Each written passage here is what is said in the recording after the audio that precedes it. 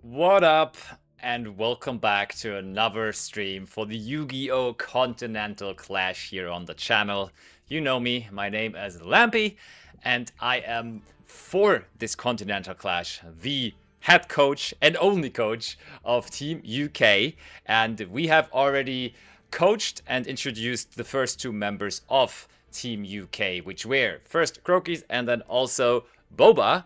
But there is one member missing because this is going to be a 3v3 continental clash with 5 nations competing: UK, France, Italy, Spain, and also Germany.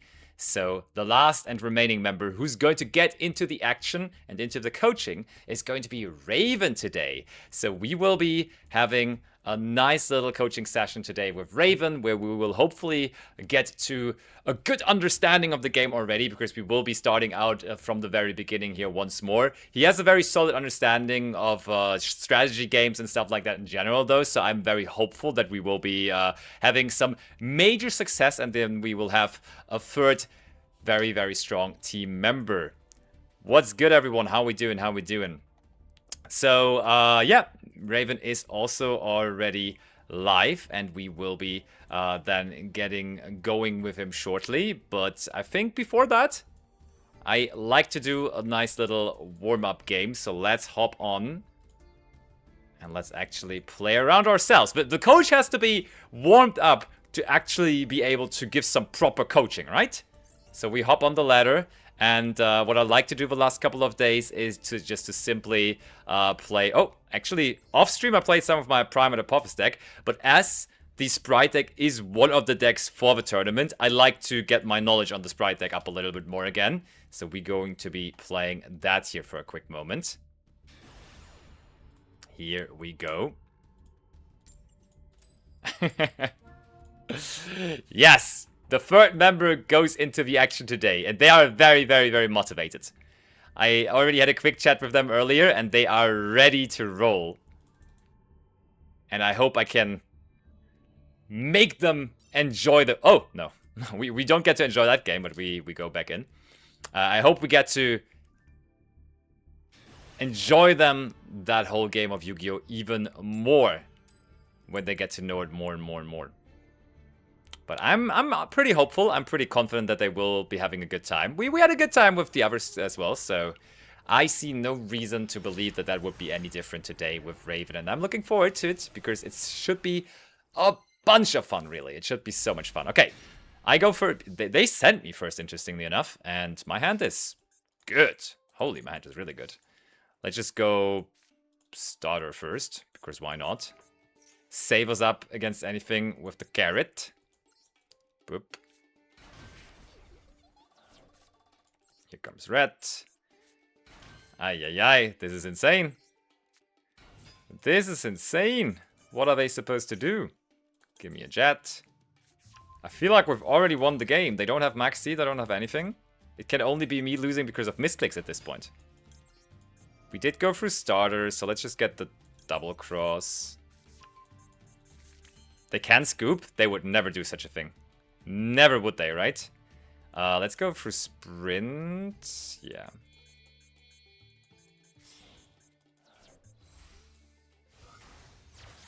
I think they will enjoy with me every single moment of this. Oh man, it's time to duel with Raven now as well. I love how we're getting so many different... Ooh. So we didn't actively play around Nibiru by just going into Gigantic early, but we have a way to answer the Nibiru anyway, so that's not that big of a deal, I feel like. And we even get to destroy it here. Yeah, we're getting so many people that beforehand weren't like super involved in Yu-Gi-Oh just yet, and like maybe they have heard about it, and we will get the we will get to hear from Raven how well they knew about Yu-Gi-Oh before as well, and I like that we're getting them into the game then. One Dark Ruler away from GG? Nah, they would not do that. They would not do that, right? Right? I hope they wouldn't. It's Gigantic. Boop. Boop. What are we missing? We're barely missing anything, so I feel like this is probably just Swap Frog? Yeah, gotta be Swap Frog. We're cooking! We are cooking! Here comes... Wait, we haven't normal summoned yet, right? We have not normal summoned, so we can just repeat this. Back into the hand with you. Swap Frog again. Send another Swap Frog. Bring the Ronin Totem back. Yo, we're cooking. Holy. If my students get to this level, I'm proud. Not gonna lie. It will be a hard task, but I'm proud if they actually get to that level. That would be pretty insane. So the only sort of annoying thing here is... Wait, it's fine. Is it fine? Because the problem... It's not really a problem, but it's something to consider. We were not able to... Like, we have no free zones here. I think we have to just link off the red. Yeah, we have to link off the red, I'm pretty sure. Link off the red. We bring it back on their turn anyway, so it's not that big of a deal. get further interruptions like that. Probably want to bring out the Rolling Totem as well, so we have more Link fodder, possibly. And that seems pretty decent overall. Let's settle with this.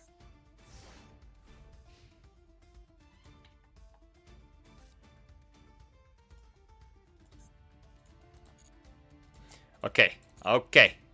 Can we teach this to Raven in a second as well? I hope we can. Surely we can. What is this?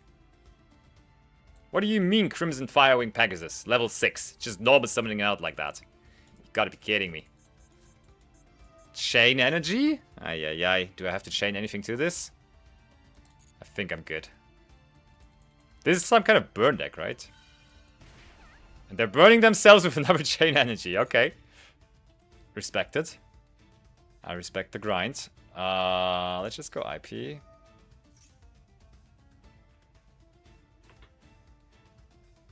Burn, baby, burn. Wait, what? Ooh, this is actually making burn damage. That's fine, though. I hope it's fine. Surely it's fine. Is this not once per turn? If they burn me again with it, I might be in trouble, actually. Let's get rid of this. Okay, only one burn. That's nice. End of main phase? You sure, buddy? That's sad for you, because we are just going to win now. Let's bring this back, and let's get this thing going. Okay, chat. I'm ending this game, and then I will get good old Raven on, and we will get into the introduction of all those cool things that are ahead of us for today, for tomorrow, and also for the tournament on Thursday. Is that 8,000? I'm bad at math, but that is a lot of attack points. And actually the game can tell us it's 67, so we're not there just yet. We're missing 13, so we can just... Oh yeah, we could have summoned the Jet from the hand as well. Oh wait, we summon Jet though, and then Jet gives us Gamma Burst, and it will just be quicker. It will just be quicker, right? Surely. Okay, here we go. Oh no, oh no! We gotta pay! Boom, they're so big.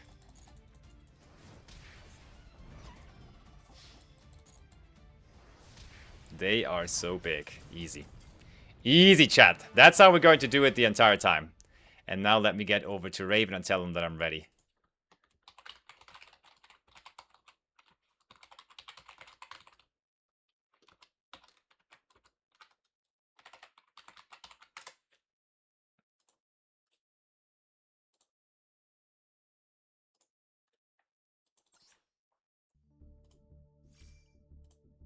Hello. Hello, hello, fellow student. How are we doing? I'm doing good. I was just telling my chat how I have the best coach and they're going to make me the best Yu-Gi-Oh player in the world, right? So I do have some Yu-Gi-Oh players in my chat as well that are telling me they're fans. So there you go. You've got some fans already over here, my friend.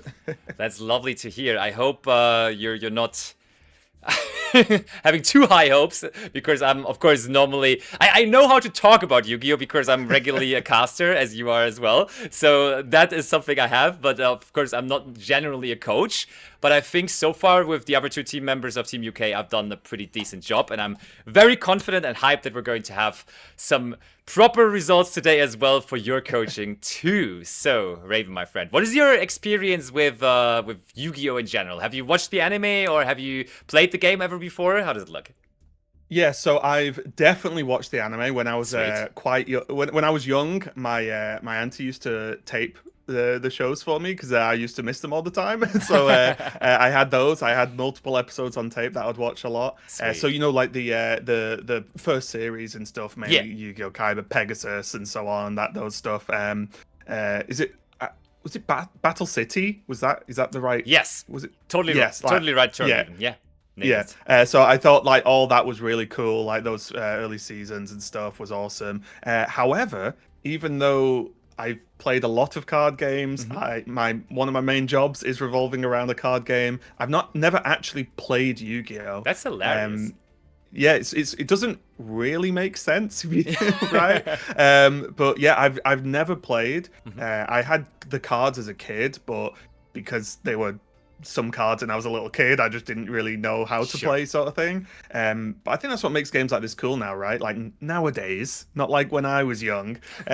You can get games like this where it's free to play. You can log in, try it, right, and have fun with it. So I think it's pretty sick. That's the insane advantage of Yu-Gi-Oh! Master Duel, that you can, like, I think that has been common practice as well over the last couple of years now since Master Duel exists, that basically people go into Master Duel first to try out a deck before then actually purchasing it in real life in the actual TCG, because that's just a free way to try it out beforehand. And I think that's a cool testing ground.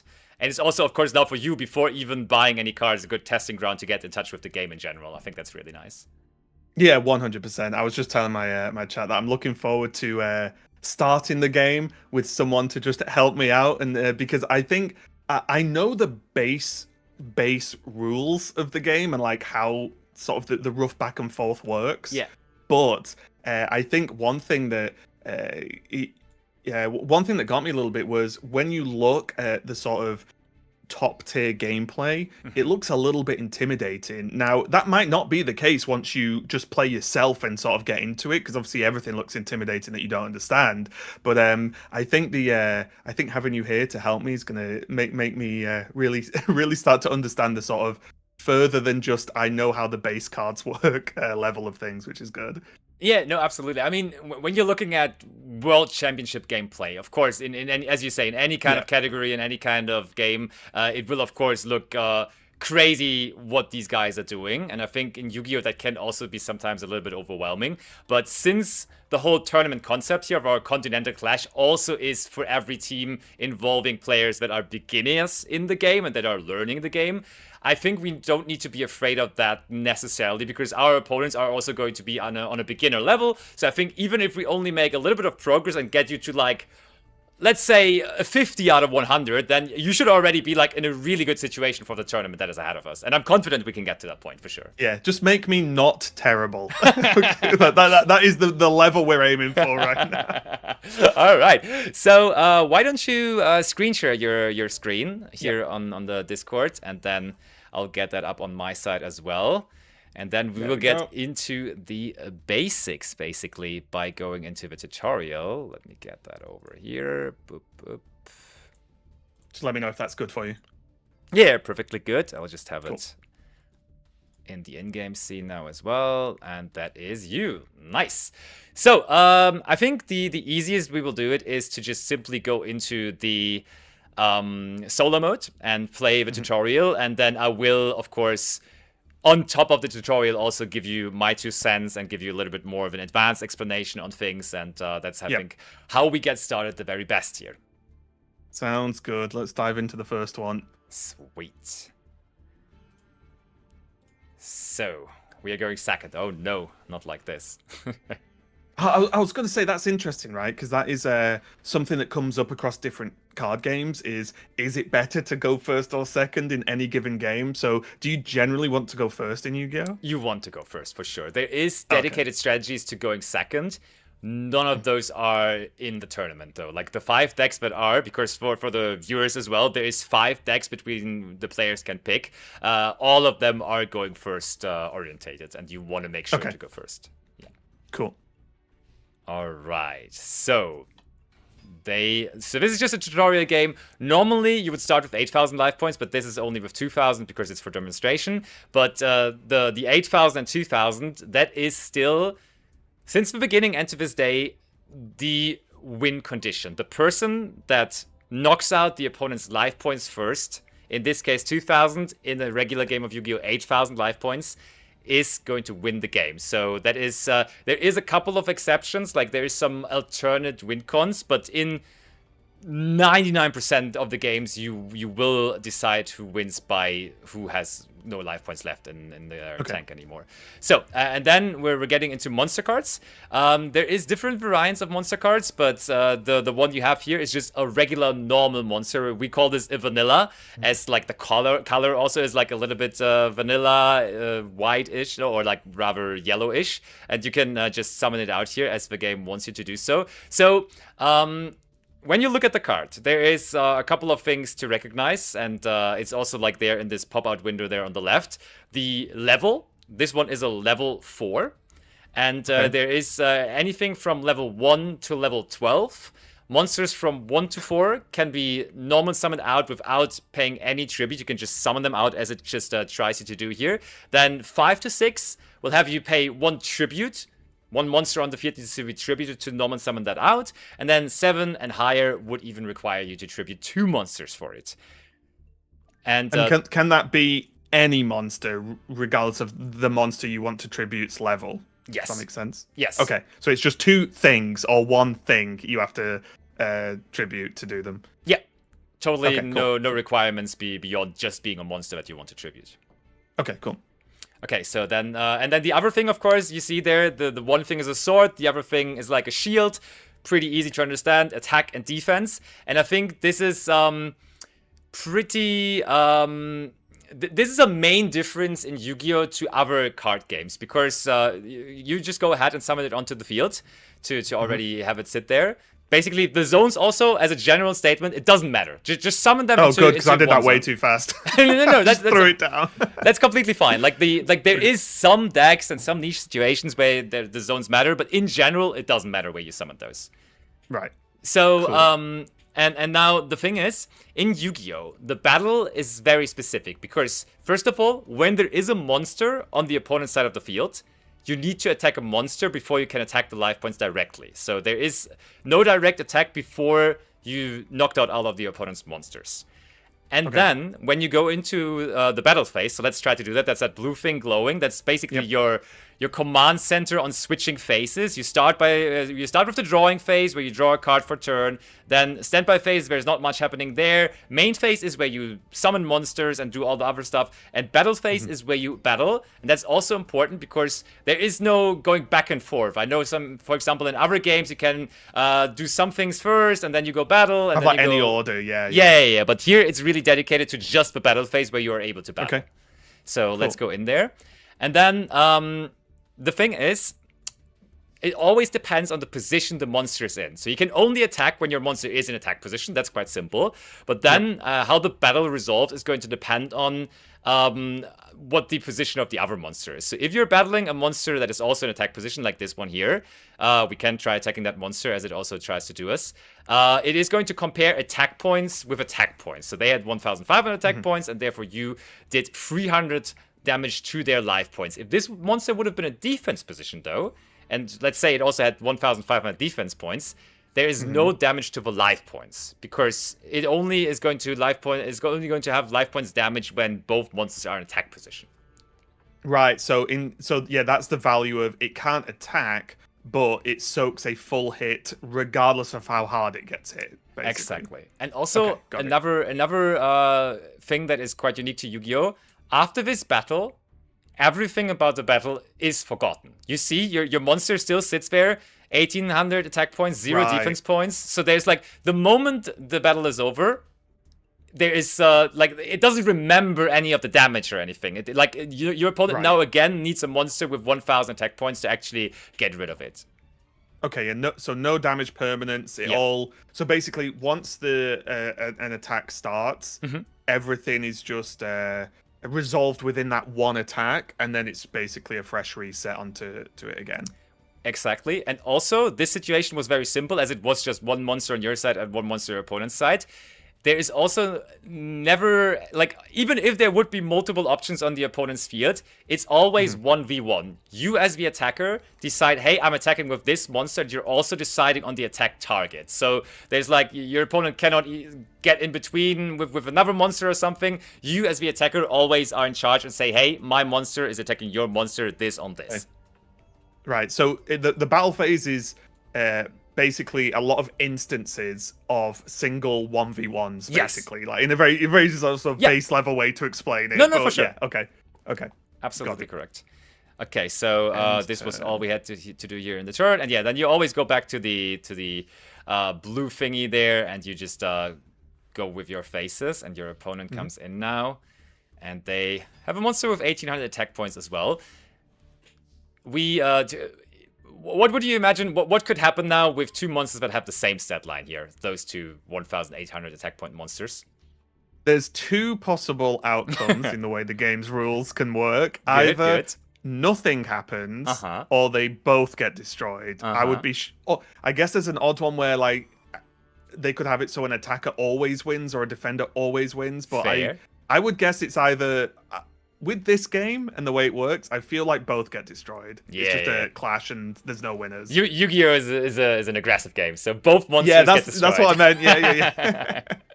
Yeah, exactly. So this would actually mean both monsters would be destroyed. We did draw a spell card, though. Spell cards also immediately recognizable by the color. They are this bluish color, and there is different kind of spell cards. This one is just a normal spell. Normal spell cards you can only use in your main phase. I say main phase, but you actually have two main phases. There's the main phase 1, then you go into the battle phase, and then you have a main phase 2 as well. So this is your two possible windows to activate those. And this is a very easily written one as well. Destroy the one phase up monster the opponent controls with the highest defense. If there only is one, it is going to destroy that Neo bug that they have. So let's just do that here. And there is going to be other spell card types later on as well, which we then elaborate further on. Like there is quick spell, like in other games as well. There is quick play spell cards, there's continuous spell cards, and so on. So like right. Yeah, pretty. So with this, just as a sort of random question. From my anime knowledge, as well as the just what it says on the card here, or the options it gave me, I can set spells. Yes. In a world where I have 5 spells set, can I just not play this? Does there have to be space? Yeah, there always needs to be space. Cool. And we will get into this a little bit further when we get into the next card type, which is going to be trap cards, because then we are going to talk about the factor of setting cards and stuff a little bit more. But this should already be your first victory in a game of Yu-Gi-Oh! So I think 100% win rate. That's what I'm talking about. I've never lost a game in my life. Let's hope we can keep it like that. I can already see as well with these creatures that why the health pool in like PvP is 8,000. Yes, 2,000. Yeah, for sure. And also note, those were normal monsters. When there is normal monsters, of course, there is also going to be something that is effect monsters. And I'm sure when you have followed some modern Yu-Gi-Oh, the normal monsters are still around somewhere, but most of the time you are going to be dealing with effect monsters, because why would you have a normal monster when you could also just have something that does something instead? Yeah, it's like a no text plain stat stick versus something that actually does stuff, right? It makes perfect sense. Exactly. Oh, we're going first. Perfect. Oh, that's what we want. I love that your chat is saying upcoming world champion, 100% win rate. Retire. They know me. Yeah, they know me. Just keep the 100% win rate. That's my view. Just retire now. Okay, so we have discovered something new, and that is trap cards. And trap cards are, they have a significant difference to spell cards. First of all, they have that red color, so they're easily recognizable. But they have the downside of you have to set them before you can activate them, and that means they have to be on the field for one turn already. So it's not like you set them and immediately activate them, but they have to chill on the field for one turn. So that means they are just inherently slower than spell cards. Yeah. And so they require more planning and preparation, sort of thing, which makes sense for them being called trap cards. Exactly. And so with trap cards, you need to set. And again, it doesn't really depend. It doesn't really matter which column you use here.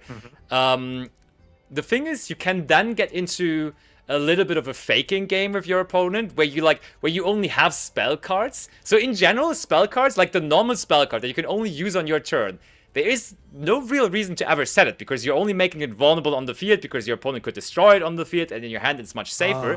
But you could use it as a bluffing tool to say, hey, I may have a trap card, so you should be careful of what you're doing here right now, even though it's just a normal spell card that you didn't want to, that you couldn't even activate in the first place.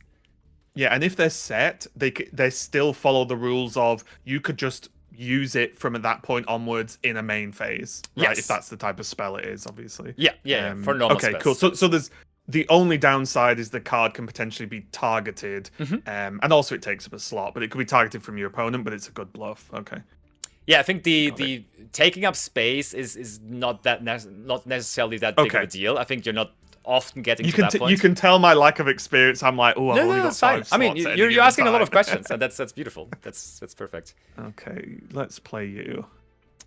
And so far, we didn't have the option to do any further. But also, on the first turn, there is no battle phase. So that's what it tells that makes you. sense. Yeah, Okay, yeah. you can only directly Yeah. go into the end phase. Going first is already quite good by the sounds of it. So That's true. And so normal summoning, which is all we have done so far, there's a limit to it, and you can only normal summon once per turn. okay. But now that you have set up the trap card, your opponent is running right into it because the trap card, let's read over it, the skill successor, just simply says, very easy, target one face-up monster you control, it gains 4 in attack until the end of this turn. And with trap cards, now that they had to be set for one turn, from here on out, they are way more flexible than spell cards because you can activate them in the main phase, you can activate them in the battle phase, you can, even now that they're set for a turn, you can activate them on your main phase, on your own battle phase. So when they have had that cooldown time, they are just like so much more flexible than a normal spell card.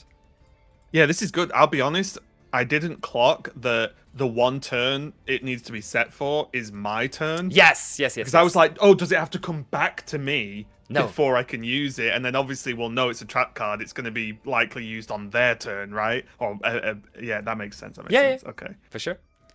And that's how... It's one of those ones where you learn it when you see it. You know, when it needs to happen. Okay, sure. so I want to give you the extra. And now we win. Get wrecked. Sweet. Get wrecked. Okay, goes back to you. Let's see what we can find here. And another thing about trap cards, and you will notice that in the second you go into the main phase here. Trap cards, there is certain trap cards that have graveyard effects, as the game also tells you right now. And Skill Successor is one of those. So in general, the graveyard, that is also different to a lot of other games, you always can view what's in your graveyard, and in modern Yu-Gi-Oh! Oftentimes, the graveyard becomes like an added resource to your hand. It's like an extended hand, basically, where you can just activate more things after they've already been going into the graveyard and after they have already left the field. And this one, for example, says, as you can read here, during your turn, except the turn was sent there, you can banish it to even once more have that attack boosting, and this time even a bigger one on one of your monsters. That's crazy. And does this when can this be used? Do I get asked to use this like in the same way? Is this like a permanent trap card in this instance? Like when can I actually use this? Because it says I could activate it now, but that wouldn't. Was that just going to give me 800 attack now? It would immediately give you 800 attack until the end of the turn. So trap cards, the thing is, even in the graveyard, they don't lose that speed. So like they can be used on both players' turn and even from the graveyard. This one in particular says during your turn, so it has that limitation. But in general, if it wouldn't have that, and a lot of other cards don't, you could even do that from the graveyard on your opponent's turn. And there is examples to that also that have been played in the meta before. And in general, I think that is where the online simulator of Yu-Gi-Oh! Master Duel is so helpful. You will always have that glowing yellow color when there is something that you are able to do. Sometimes it can also be tricky because then it wants you to do something that isn't necessarily good to do, but it will at least always, you're not forgetting it because you get the reminder, oh, there is something I can do right now. So, you know it's possible, then it's your choice whether you want to do it, right? Like that's the thing. Okay. Totally. These effects seem really strong from the graveyard. Like like I said, I have a very, very low level of knowledge of the game, but I did not know that was a thing, and this seems very strong to be able to get sort of replay cards almost from the graveyard. It's sick. Yeah, it is. So there is, I would say, trap cards with graveyard effects. There is like 10% of the overall trap card of the overall trap cards in the game have that, and it would always have to state on the card that there also is a graveyard effect. So it's not like any trap card also has a graveyard effect. It's just the ones that actively state it. Yeah. Okay. Cool. So I'll activate this because it's telling me to. Yes. Go on. And this just gets a massive boost to. Okay, this is really good. Yep. And you could have technically also done that in the battle phase, but that doesn't make much of a difference here in this situation right now. And then we have also spotted now effect monsters. So this is this orange color. It has effect next to it, and this one is also super easy. Says it gains 400 attack while you have one or less cards in your hand. Well, there is not many cards left after you summon it, so this will go up by 400. Boom.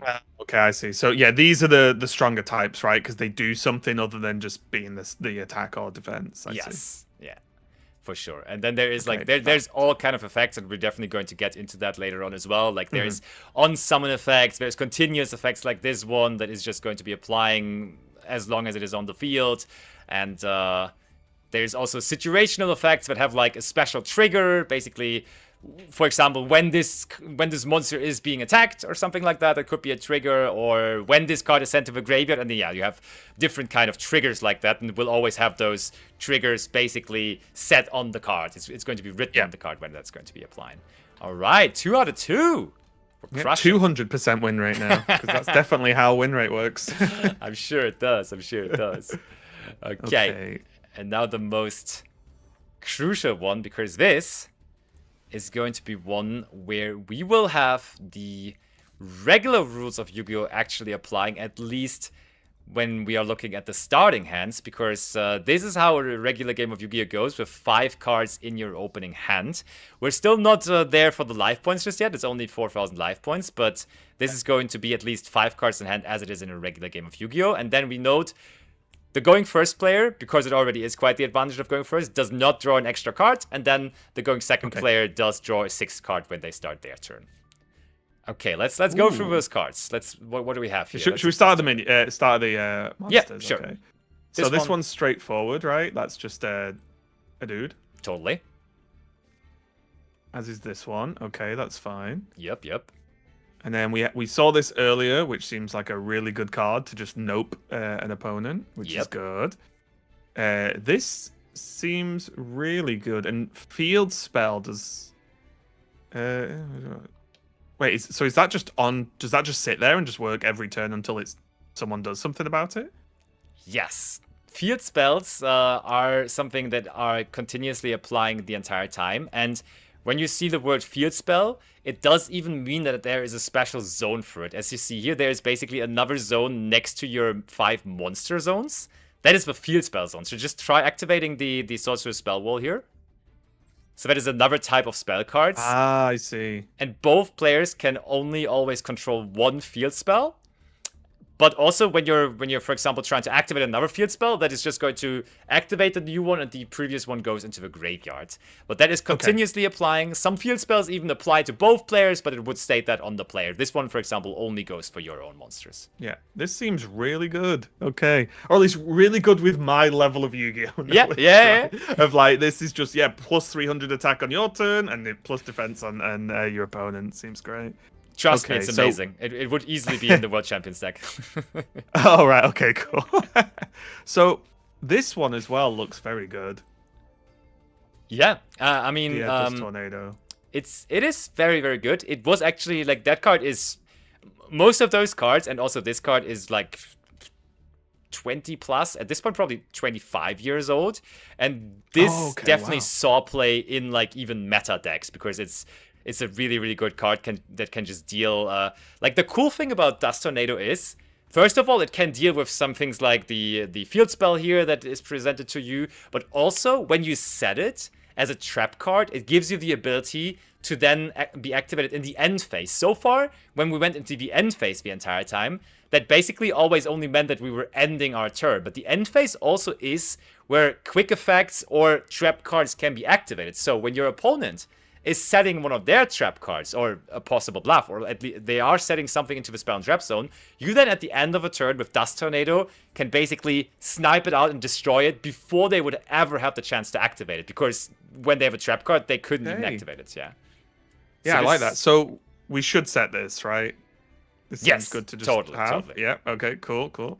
And then you said we can only summon one per turn, right? So in this scenario, and I know this is a very basic scenario, but is there any great reason that we wouldn't just summon the biggest one out of the two?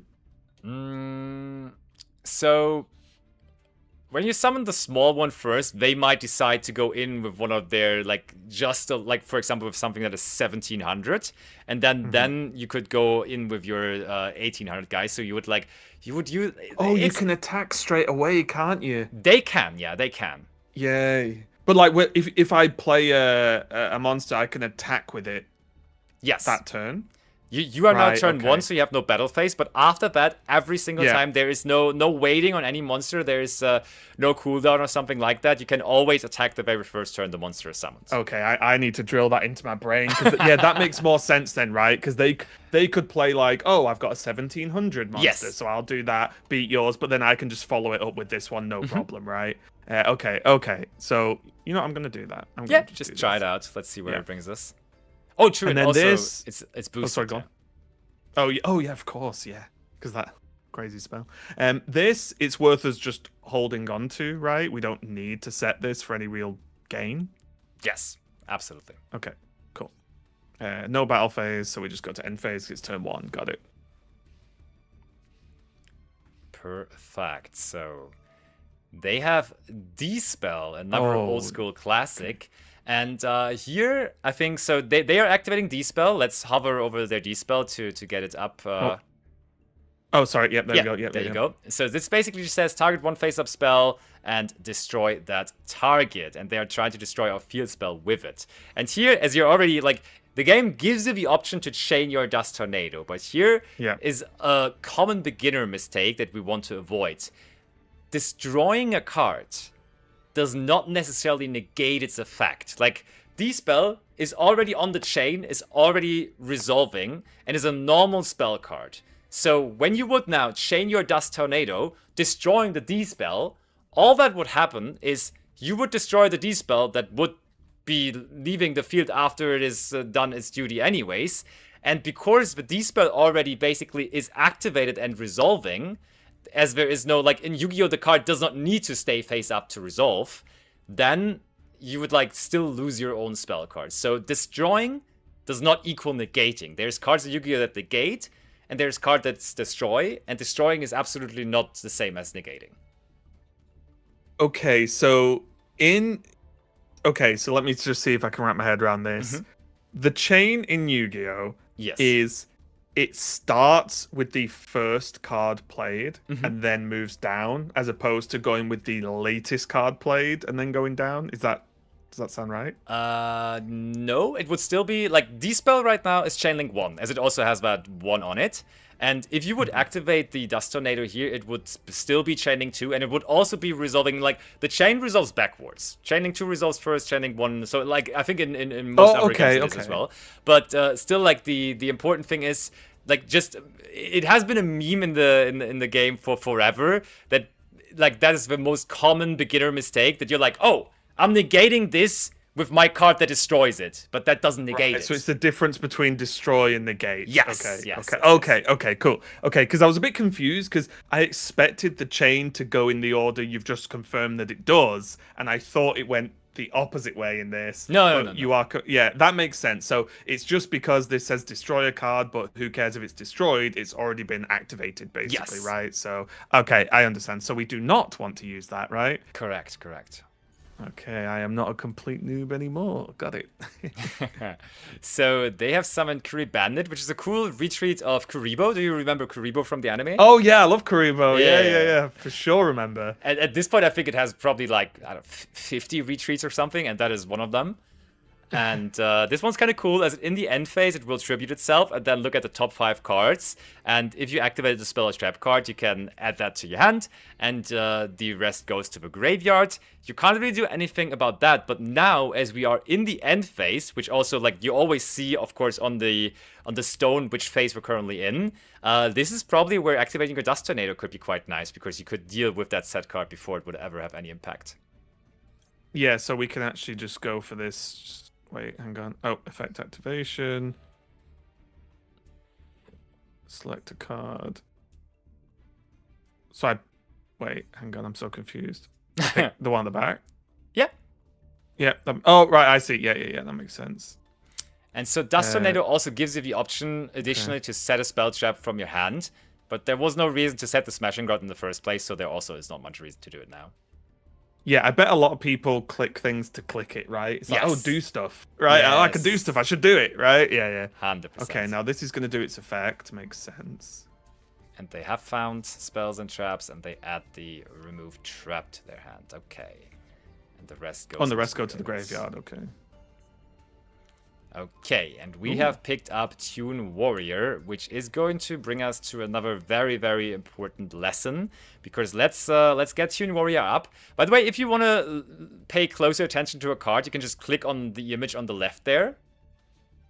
And then you will get like a full, like that's, with normal monsters it's not as important, but with effect monsters it's easier to just read them like that. And there is a very important thing that we haven't had with any of the other cards so far on this one. Can you spot it? Hang on. Now I can't remember. I need to look at the other ones. Yeah. Oh yeah, this tuner thing, right? Yes, exactly. Yes, okay, yeah. I just needed to double check. I was like, was that on other cards? Okay.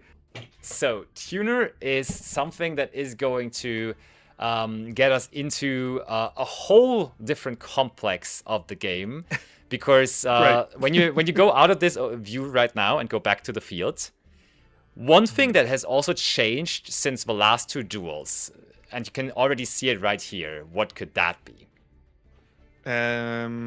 Is it this deck? Yes. Okay, cool. I was wondering before. I was like, there's 2 decks, but I'm going to stay quiet till I'm told what to do with it. Yeah, this is called the Extra Deck. And the Extra Deck is a bunch of monsters that you can special summon from there. And it's 0 to 15 cards. And in modern Yu-Gi-Oh! Decks, you're always going to go with 15, because why not use all the options that you're given? And then there is different summoning mechanics, and we're going through them one by one. And it's basically an extension of your deck with cards that are always available, because you don't have to draw them. They are going to be there already at the start of the duel, all 15 cards. And some are easier to summon, some are harder to summon, but they will always be there as an option for you in different game states, essentially. And the first summoning mechanic we're getting into has to do with the tuner that we just drew. And that is the white one at the very top, the Mighty Warrior. The Mighty Warrior is a Synchro monster. And a Synchro monster, it's actually quite easy to summon a Synchro monster, because all you need, it also says on there, and that goes for all Synchro monsters, is 1 tuner plus 1 or more non-tuner monster. And then the levels of the monsters, they have to add up to the exact number of the Synchro monster. So this is a Synchro 6. Maths. Yes, we will have to do math. Aye. Not another one on Team UK with math weaknesses. I can't have this anymore. Oh, okay, though. Okay, I see here. So I'm going to probably jump the gun here. But we could play Tune Warrior, which is 3. Yeah. This has 3. And if I click this, 3 plus 3 okay. equals 6. Well. That seems like a plan. Okay, I like that plan. So we summon it.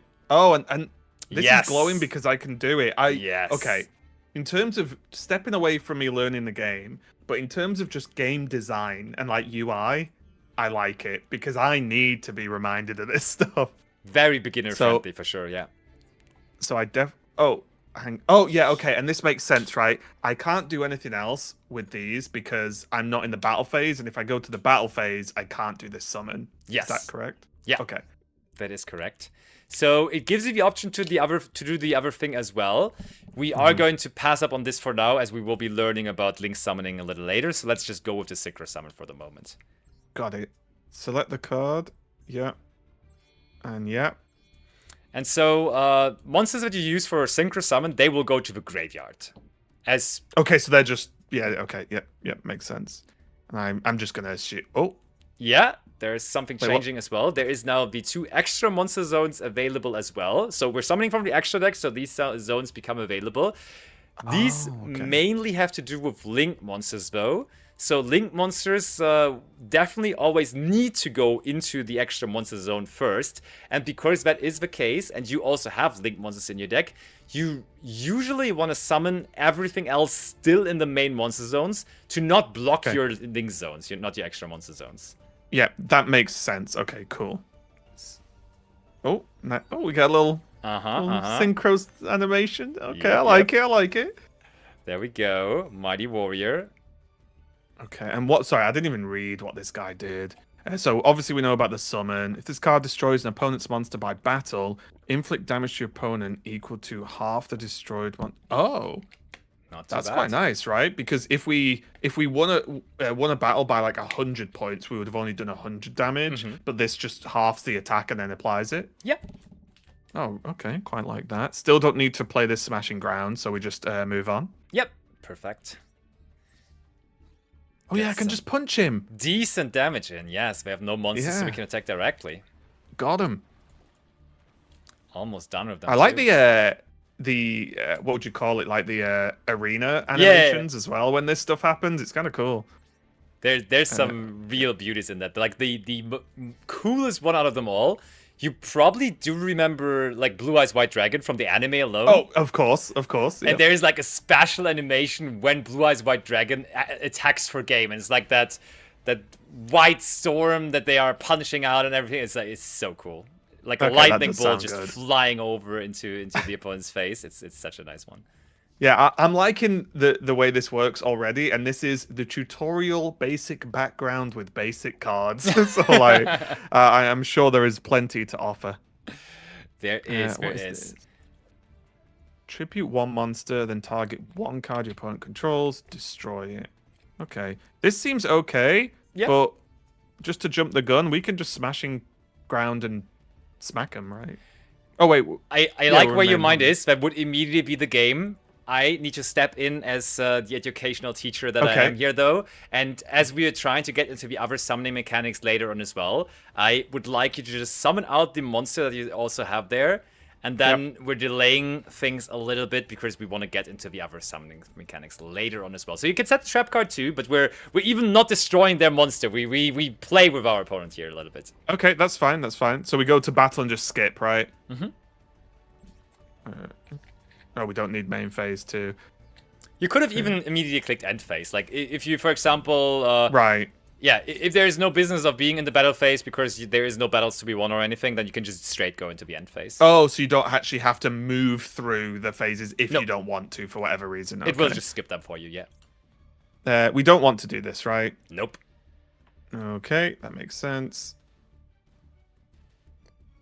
I'm guessing still nope. Yeah. Because we don't want to lose our monsters, right? Exactly. And let's go. We got another normal monster. So not the strongest, I'll say, and also with 0 attack points, not necessarily something you usually want to summon in attack position, but one very important rule: every single extra deck mechanic that we are going to use here, you need to have monsters face up on the field for. So with monsters that are face down, you cannot link summon, you cannot synchro summon, you cannot exceed summon, which we're also going to get into. So for that, you need to now, as we are trying to go into another extra deck mechanic, normal summon in attack position, yes.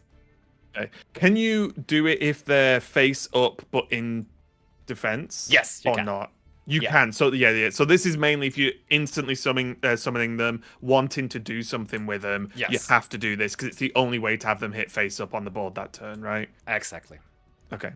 So I'm guessing I'm going to click this shiny little deck over here. Let's go for it. Okay. I can click this and it'll give me my options, right? I see. Totally. So this is Link Monsters, and Link Monsters, honestly, They are decently similar to Synchro Monsters, but honestly even easier because they have a link rating, and that link rating is prominently displayed there on the bottom of the card. It says link rating 2, link rating 3, link rating 3, and this is basically just the requirement for it. You only need 2 monsters, you only need 3 monsters. That's as easy as it is. And then there is that add-on rule of you are able to combine link monsters into a higher link monster. So for example, if you're trying to summon a link 3 monster, you're also instead able to use 1 link 2 plus 1 regular monster, or if you have a link 4 monster even, 2 link 2s could work together, or link 3 and a regular monster. You can just basically combine the link radius to climb up. Okay. That's sort of making sense. That's one where I'm definitely going to have to do it a few times. Yeah, don't worry. Okay, so try one which out. one does it matter? I mean, we've got 3, we've got 2 plus, and we've got one with tons of text. This one is an effect. Yeah, so this one has a requirement, actually. That's why we couldn't do it last turn yet. It needs 2 normal monsters as link material. That's why we couldn't do it with our Synchro Monster, and we had to wait for a turn to get another monster out. And it's also not that big. It's only 1400, so you would basically be linking away your stronger monster for it. So that's not necessarily going to be recommended, but the traffic goes... he looks cool, but also for 3 monsters, only getting an 1800 out of it is not the greatest either. So probably your strongest option is the Gaia here, yeah. Oh yeah, for just better stats, right? Yes. I see. Okay. And I want the 2 normies, right? This is a link 3, so you would have to get rid of all 3 of them. Oh, okay. I will say, not the strategically strongest play, but we are trying to link someone here. Okay, that's where I was quiet for a second, because I was like, this doesn't look very good. Okay, well, okay, wait, this looks good. The animation's sick, but like, I'm sure we had better just having all 3 there. Yeah, but, yeah. Okay, you're teaching me the link summons. I 100% get it. Okay. And what do I need to know about these arrows? Yes. Or is that for a later day? No. That's definitely for now already. So, as you now saw, you were only able to special summon it into the extra monster zone. As I told you earlier, link monsters can only go into that. So there is 2 of them, 1 on both sides. And basically, when you're the first player to summon into an extra monster zone, you can choose which one to go for. But then the other one is for your opponent. So like you choose one first, and then the other one can be occupied by your opponent. And now, when you want to summon another link monster, you can only summon it into a zone that another link monster is pointing to. So your Gaia Saber is pointing left and right. There is no zones left and right, so you cannot make any use of that. But it's also pointing down. So if you would summon another link monster right now, it could only be in that one zone that is pointing to.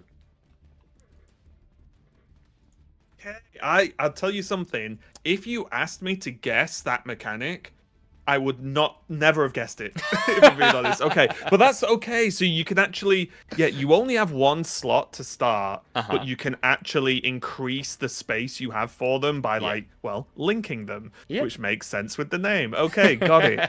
Okay. I was so hopeful when you started the sentence. You're like, oh, I would have actually, even if you would have not explained me, I was like, yeah, he would have known, but no. Yeah, I think it's because I haven't played before. Yeah. I have no good grasp of how far the mechanics can go, right? Does that make sense? No, totally. I think it's cool though. Yeah, I think it's cool because at first I was thinking, oh, if I just put 2 link monsters out quickly, I take these 2 zones and my opponent's in trouble. But that can't happen, right? But now these arrows make me have the ability to potentially spread out with more. That's okay. It's like a game within a game, that, isn't it? Yeah, it is. And let me tell you, we are not getting at all to that point in the Continental Clash, or the decks that we are using aren't able to do that. But there were decks in the past which would be able to basically then crawl from one extra monster zone to the other, and then basically be occupying both of them. Because when you're getting a monster that points up to the zone underneath the right extra monster zone now as well, you could basically form that U, and then you are allowed to occupy both of them if you can link your way all the way to it. And then you're kind of locking your opponent out of link monster zones, or link monsters in total, which is really funny. Yeah, that is really, it is like a sort of side game being Yeah, played at the same time because your opponent won't want to let you do that potentially, but if they're not focused around it and you are, there's a chance. Okay, yeah. that's pretty funny. Okay. All right. Right. So, do we want to win or are we doing more You continuing? you can do your thing now. Oh, okay. So, smashing. Wait, let me reread this. With the highest defense. That looks like a good card to play.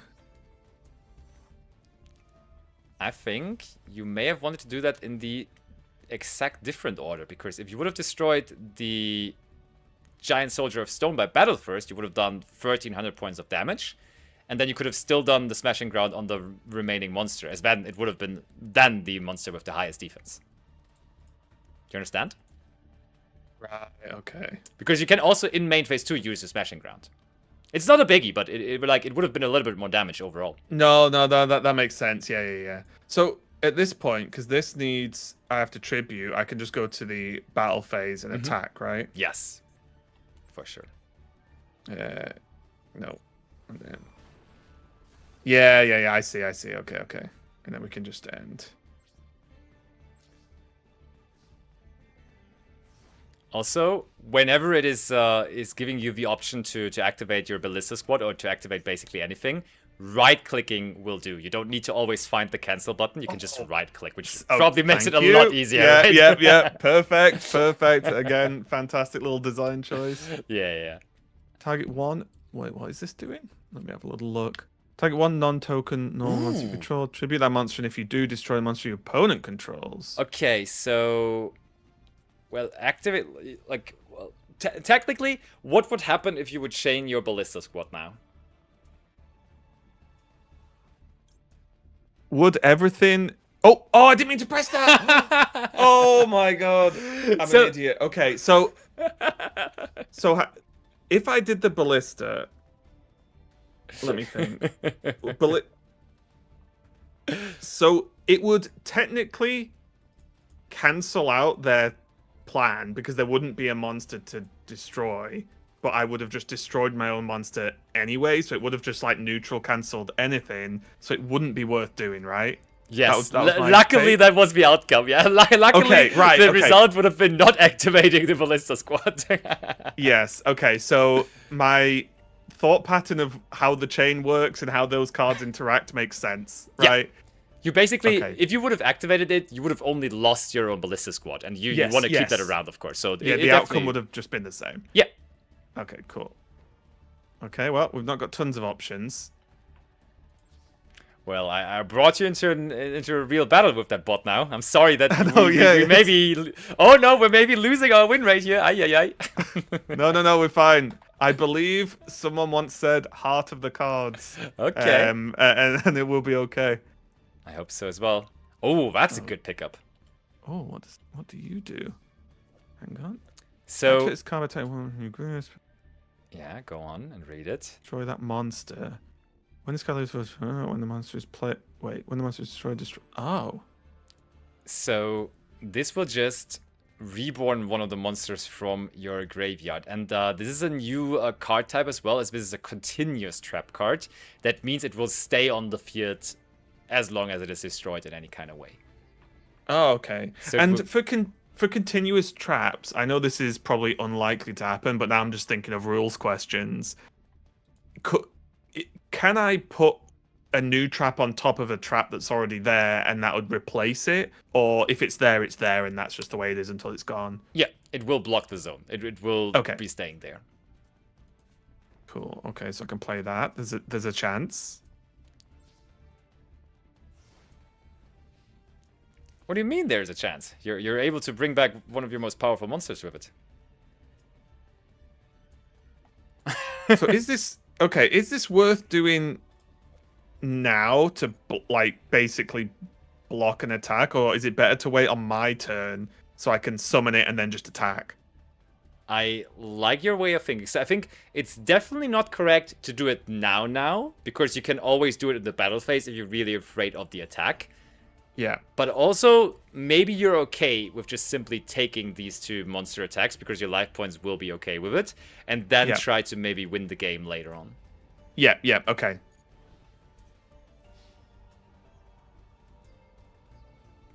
Could Did work. this card just flip its attack and defense? Yeah, it's that's its flip effect. It flipped it up, and then you can switch the original attack and defense of one face-up Earth monster on the field. That's what it did. Right. If my math is correct, we still live this. We are. We're fine. We're fine. Okay. So I can take this hit as well. That's fine. Yeah. It's going down to the wire, but for now we're still fine.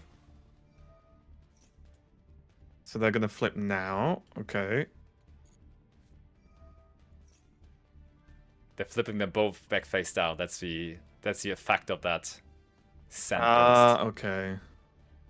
Which is still okay. It's not Yeah, that big of a deal. I'll be fine. Does it matter much if I would do this now or at the start of my turn? Not really, no. You can do both. It's fine. Okay, I'll do it now. Right, and I want my big boy, right? Probably. I think. Or maybe the Mighty Warrior could also be a consideration, because this would even if you destroy a face down monster in that case, it would deal damage to their life points. Oh yeah, I'm happy with that. Then let's get that Mighty Warrior instead. Okay.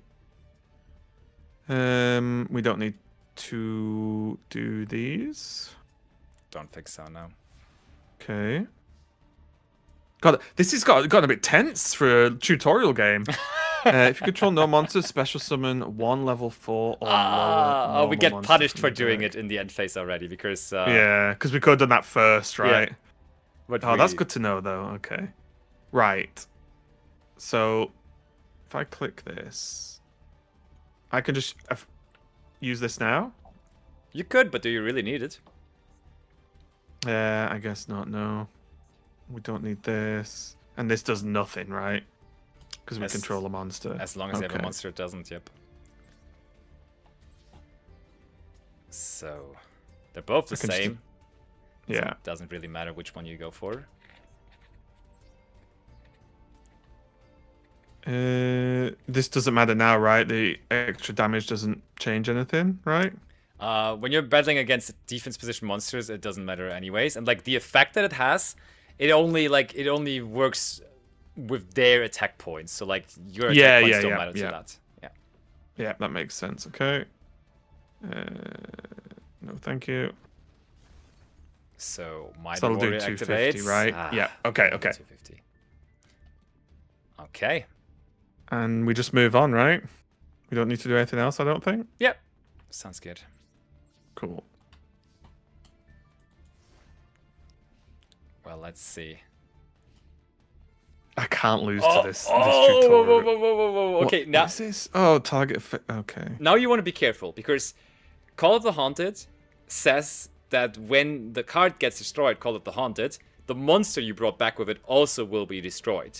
So this might be the moment where your Ballista Squad actually generates some value, because you are losing your Mighty Warrior anyways, so you may want to make some use out of it before. So I can do this, sacrifice it first, and then destroy the face down. Yeah. That makes sense. The heck was that usage rate that just popped up? Okay. And then I want to get rid of this, right? The monster. Probably, think. yeah. Yeah. With my knowledge of the game, right? It's like that. Just getting rid of the monster's correct there, right? Yeah. Okay, and then that happens, but it doesn't matter. Okay, cool. Ay. What the heck are you? Melfi Rebby in attack position. 0 attack points strong. What Oh, is and it's going just a on? basic monster. Yeah. Oh, okay. Oh, that is Ooh. not a basic monster at all. So, yeah, you. I want this first, right? Yes, exactly. Okay, cool. It's becoming second nature. You already. Yeah, no, I'm getting into it. Okay, Yeah. so. So this guy's bigger, but I'm wondering if we just want another tuner again. Is that ever worth? Looking at our extra deck might help for that. You can always. That is true. Ah, right, yeah, it's thing. But actually, hold on. Yeah, now we can actually, handily enough, also get into the last summoning mechanics. So for this, please get a level 4 monster out. Okay. No problem. Face up. Yeah, I mean, Yes. special summons will always be face up. So Oh, okay. Okay. even in defense, this would be face up. So, and then bring the Blade Knight out as well, also in attack position. And so the last summoning mechanic we're missing, and now also is available to us, will be Exceed Summoning. And that is this cool black color that Exceed monsters have. And also quite easy, honestly, because all Exceed monsters need is 2 monsters with the same level. So Kachikochi Dragon needs 2 level 4 monsters. So it actually is exactly the same as all of those other mechanics like we already had, like Synchro and Link. But this one is kind of cool in how it is executed, because an Exceed summon is going to bring out the Exceed monster, but the monsters you're using for it, they are not going to the graveyard, but they are stacked on top of each other and they become materials of the Exceed monster. So basically, you summon out the Kachikochi Dragon, and the 2 monsters you're using for it, they are going to be underneath your Exceed monster then, as Exceed materials. Okay, I need to see it to believe it. Yeah. Let's go. This card looks really cool, though. Yeah. And again, it's worth not using up the space up top, right? I can just dump it wherever. Completely true. Oh, ooh. Yeah, this guy looks sick. He does. Oh, and so now... This too? Yeah, that number 2 is signalizing that there is 2 materials underneath it currently. Okay, once per turn when this card throws an opponent's monster by battle and sends it to the graveyard, you can detach 1 material from this card. It can make a second attack in a... I like this card. Yeah, this card's nice. Okay. Sounds good. I don't need this, right? It's fine. I think it's going to be a big difference. Yeah, this is just lethal, right? We can just attack and then use the material and attack again. I mean, the first attack would already do it. There we go. Oh, wait, it's in attack mode, isn't it? Yeah, of course, I'm being stupid. Yeah, I'm being stupid. Because I was just looking at the number and I was like, oh, it's got high defense, so it's going to defend. And yeah, as you mentioned, it wasn't. It was put in attack mode. Okay. Yeah, I think the bot wanted you to win in the end still. Yeah, the bot was just showing me mercy, like, okay, you're not supposed to struggle this hard in this one. Still, okay. 3 out of 3. We're still winning out here. Beautiful. Yeah, unbeaten. And that's how we're going to continue, I'm choosing to believe. I am strongly believing in that. So, have you gotten the decks already, or do we get them together? How's that looking? I don't know, because I also think did Thingy use my account the other day when there was some, because my account had the tutorial already done, so I don't know what I've got. Let's just go into the decks and see. Yeah. No, Power of the Dragon. It's someone else might have done the tutorial, but oh, okay. This is still fresh and clean, so we just get the decks together, and I think the best way to continue our learning and teaching here is that we're getting the decks in together, and then I will give you a general explanation about the concept of the deck and what it is doing and so on and so forth, and then we go through all 5. As for context for the viewers, the tournament is a 3v3 tournament, so it is a team of 3 duelists, and of course Raven is part of Team UK together with Boba and Crokies, and so each player of the team gets 1 out of the 5 decks, and they cannot choose the same deck. So like we will have 3 different decks for the team. Yep. And yeah, we're just going to look at them as they are pre-built, and we're not able to change them anymore. And I think, have you the guideline open for how to get them? Oh, I have it somewhere. 1 second. Yeah, it's an announcement as well. It's like the PDF there. Yeah. Hang on. Sorry. Yeah, don't worry. We have all the time in the world. It's that guide to generate decks. I see. Yeah, got it. And then basically all you need to do is like it has codes for all the decks, and you just go for public deck search and put in the code. That's all we need to do. Okay, cool. And then we go through them 1 by 1, and we may have some pleasant surprises in terms of anime cards that you wouldn't necessarily expect to still be in meta decks nowadays.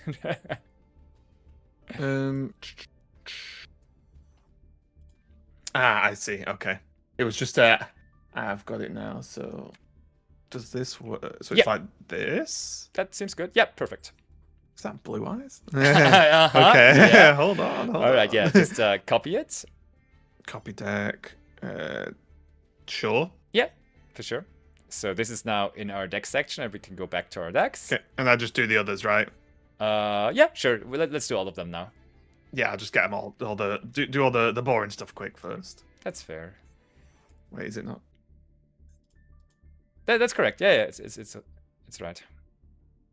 Oh, it's just not thinking. Wait, public deck search. Paste.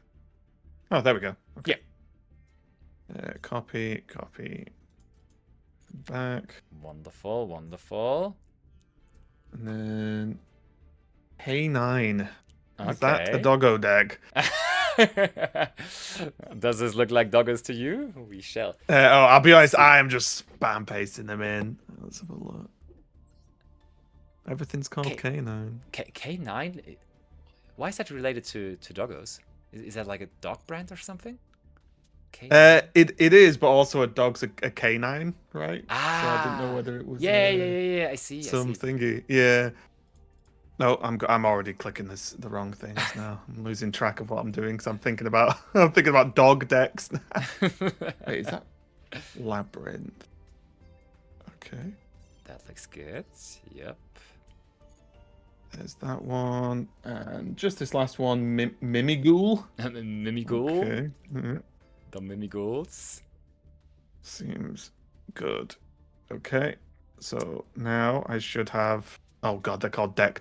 Yeah, but we can when we go through them, we can name. Oh, them. okay, so yeah. let's cool. pick one out from the decks and then go Okay. edit deck, and then let's call. Yeah, this is just how you edit the deck, but I will explain to you as well. No worries. No problem. And just rename the deck to Mimighoul Clash or Clash Mimighoul, however you prefer. Mimighoul Clash. Got it. Wonderful. And now to save. the fun part, because as you see there, they're all like a little faded and gray. So that means we currently do not own them, but we have loads of crafting materials. So we can just go on the top right on those 3 stripes. Yeah. And go batch generate cards not owned. Oh, baby. Oh. We do have a lot of resources. Yeah, okay. yeah. I was just looking at the amount it would cost. Oh, we've been juiced. Okay. oh, let's go. And so there's different rarities. So there's just the regular one. Or like the rarities are N, R, SR, and UR, with UR being the highest, ultra rare. But then also there's a little mini game to that as well, as every card can be glossy, which is like a little bit glowing, which is do we have a glossy? And then there's royal rare, and this is what you got, a royal rare triple tactic talents. That's like the highest rarity in the game. That's really cool. Wait, which one? Oh, is it this one? This one, yeah. Oh wow, okay, sick. Well, you know, if you're good, you're good. Yeah. That was all skill, of course. But I'm trying. Did we really not pull any glossies? Oh wait, the second row last card. The Mimighoul Master, that's a glossy. It's like it's a little glossy, as the name would suggest. Yeah. And this one just goes crazy. Okay, nice. It goes so, really do I hit save and then is that good? That one now? You can hit save now for sure, and then I will already give you a brief introduction onto that Mimighoul deck. So Mimighoul is a little bit of a funny, tricky deck, I would say, because it's actually a lot of very small level 1 monsters. When you go through like the first row, it's like a bunch of level 1 monsters, and they don't look particularly strong. But their main gimmick is that you are actually, like, they are small, and then you're not even using them yourself most of the time, but you give them over to your opponent in face down defense position. So you're basically giving over a gift and saying, hey, this one's for you. And then the gift turns out into something not particularly desirable, because they all have flip effects. And we already had in the tutorial game, we had a monster that had a flip effect. When it was flipped up, it would change the attack and defense of another monster. And so this one here is really funny, because the flip effects are all negatives. Because you are giving it over to your opponent, and therefore you are trying to make them unhappy by flipping those monsters up. So, for example, let's go on the second row first card, the dragon. Oh no, the Archfiend, I'm sorry. This one says, hey, when I'm flipped face up, your opponent draws a card, which is going to be you, the Mimigul player, because you gave it back over. Then, also, the player that controls it has to send one card from their hand to the graveyard, which is the opponent. And then, after that, they have to pass it back over to you after it has done all the harms. It's like a really, really fun archetype and a really fun general mechanic, I would say, on the Mimigul deck. Yeah, it sounds fun for one person in the battle, and the other person maybe not so much. Okay, and then when it comes back, is the idea then that you could just use it to like special summon or something? It's you can sort of just use the body for that. Yeah, you can do all kind of things with it afterwards, and that's cool. Like even on top of that, like there is the field spell that is the last row second card, the Mimigul Dungeon. Like that one even like permanently can give so much trouble to your opponent, because this says that any player that's a second effect who controls a face-down monster cannot normal summon monsters, nor declare an attack with monsters that were special summoned this turn. So when you gave them a monster and it's face down, you're giving them no option to either flip it up and have all those negative effects with it, or just not normal summon, which is like a real huge, real big liability. So this is just a troll deck. This is what I'm getting from that. This is a deck that makes your opponent rage quit. Okay, good to know. Good to know. Okay, that is really funny. It is definitely more on the funny side. It's not awful either, because, for example, one card you were asking earlier whether going first or going second is the way to go in Yu-Gi-Oh! Yeah. A card that generally is only in going second strategies most of the time is the Triple Tactics Thrust, which is third row, second to last. Just next to the talents. This one, the Triple Tactics Thrust. And Triple Tactics Thrust says if your opponent has activated a monster effect during the turn, which they are oftentimes going to do in Modern Yu-Gi-Oh! You can set a normal spell trap card from your deck, and that set card cannot be activated. But if your opponent controls a monster, you can add it to your hand instead. So you're creating the situation. Like, when you go second, your opponent always is going to have a monster, so you have the upside of adding a card to your hand. With this deck, though, you're creating the upside of already making sure that this is, even when you go first, a possibility to add a card to your hand. Oh, okay. So that's interesting. One of the most... go on. How hard would you say it is to... for an idiot like me, how hard would you sort of rate this deck to play, right? To actually pilot?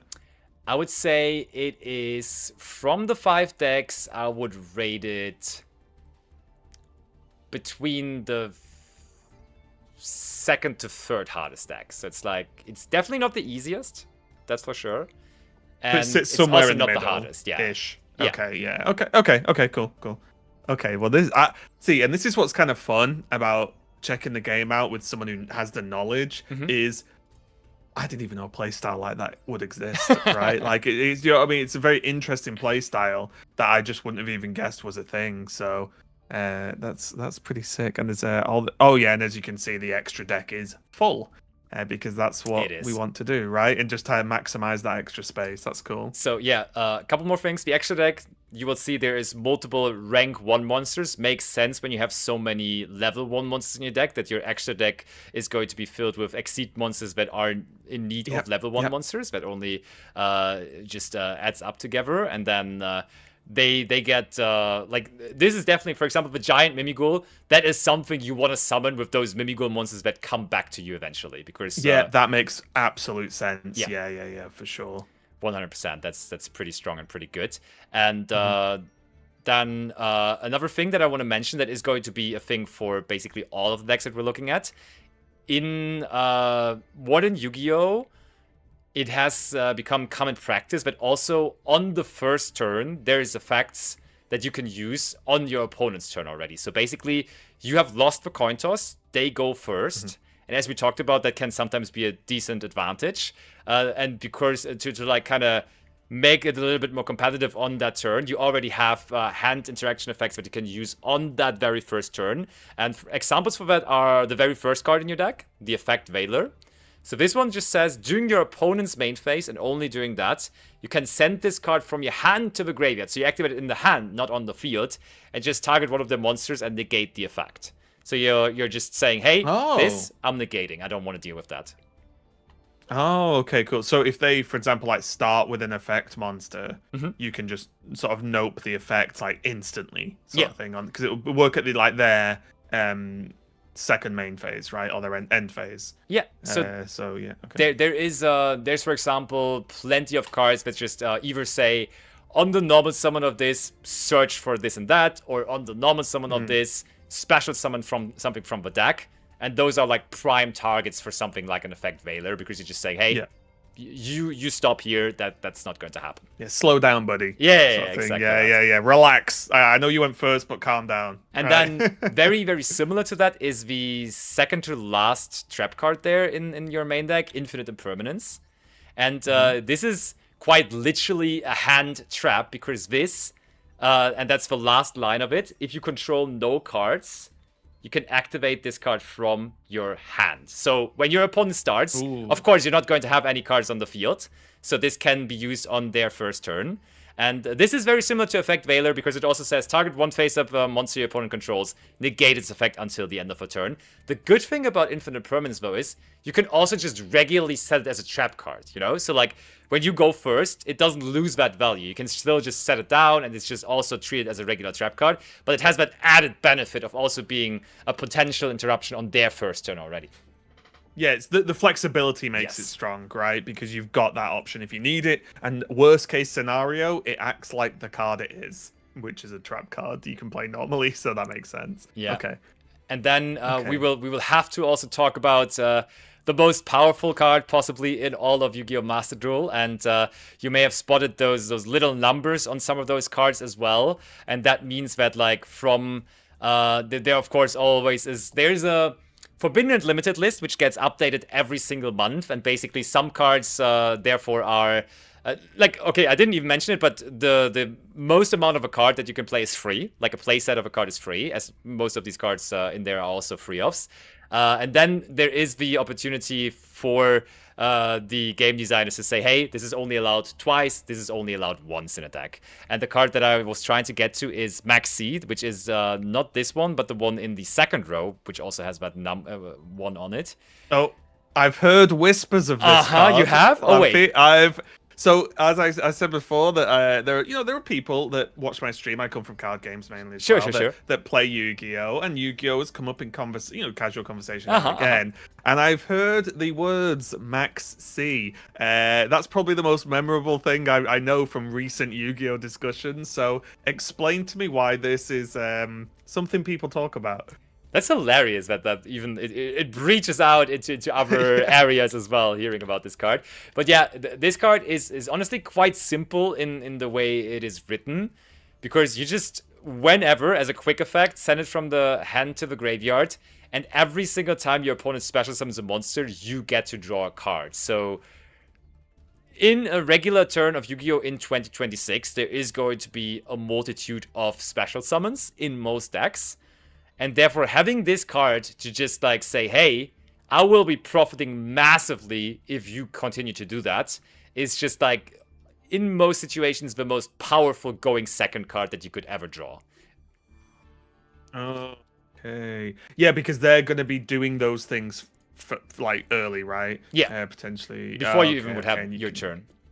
Yeah, okay. You just get, like if there's people that just disregard this card when it resolves, and they just give you 5 cards. And then normally you start your turn with 6 cards in total, 5 cards in your opening hand and 1 card you draw for turn. Yeah. Now you have 11 cards, and that just gives you so much more options. And that's just like... Is there a hand limit in Yu-Gi-Oh? Is there a hand size limit? Yeah, there is, but it only applies at the end of your turn. So at the end of a turn, if you have more than 7 cards, you will have to discard to that limit. Okay. So this Max C, then, we've got 1 in the deck because we're only allowed 1 in the deck. So this can only be used once per game. I mean, there is ways to recycle it from the graveyard. There's card Unless, effects like yeah, that. you'd have to pull it back, right? But it is, yeah, you lock it in on the turn. It hopefully it either does the thing or it stops your opponent doing stuff, and then it's gone unless you can pull it back and go again. Yep. Okay. But yeah, this card seems good. I have It enough is pretty card game good. knowledge to know that making your opponent basically draw you a million cards is quite strong. For sure, it's really, really good.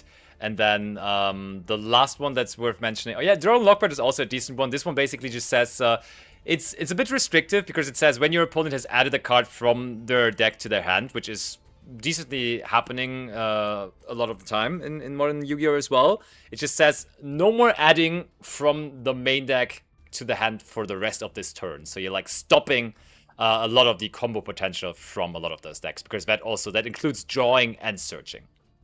Yeah, that makes sense. And it's just funny because it's just a 0/0. Yeah. It's just funny to see 0/0 stats on a card. That's all. Okay, and I do see it's a bit of a side note, but I do see the Exodia pieces being one-offs there as well, just to give that a bit of a nod. I do see out the corner of my eye. Yep. You are not allowed to run multiple copies of those. Would be too strong, still to this day. I don't even know, honestly, whether that would be too strong. Oh, really? So was that... We're going a bit off topic here, but... No worries, yeah. Was Exodia like an act? Because obviously I've seen the show, right? And it's a lot of Exodia's a bit of a highlight of the show, right? Of course. But was Exodia like an actual deck at some point in Yu-Gi-Oh's history, like a real playable deck to win with? Yes and no. Like it was played here and there, and it's like it's a functioning deck, and like the main approach to it usually is just to play so many draw cards alongside it that you would just try to best case even draw it on your first turn. You know, that was like the most common approach, that you just have like a million draw cards and the Exodia pieces. So that was something that has been successfully done, but it wasn't like the most consistent deck because like the amount of spell cards overall that you draw are just like, at some point you're done with them, and then you get to like situational cards, which just don't really work that well as your consistent draw cards anymore. Yeah. So it was playable but not amazing, sort of thing. Is that fair? Yeah. And actually there was a real fun moment though. I want to say it was 2 to 3 years ago, and that was at a big tournament in America, and there was I'll call him an elderly duelist. He was always going, like, he was already known in the community for playing funky decks, and then he cooked up, like, his name was Jeff, and he cooked up an Exodia deck, like in modern times, and he found like a really chat is saying 2023 that was okay, and he cooked up a modern version of Exodia, which was using all kind of fancy things, but still was actively able to get you all of those Exodia pieces really, really quickly, and he was having success with it. You know, he like I think he started out 4-0 in the tournament, and so it was already making waves, and then they gave him a featured match, which is like the one match that is on stage and everything, of course. And then he was playing against a pro player. And he actually, like, the clips from that are insane because he actually gets to pull off the Exodia twice.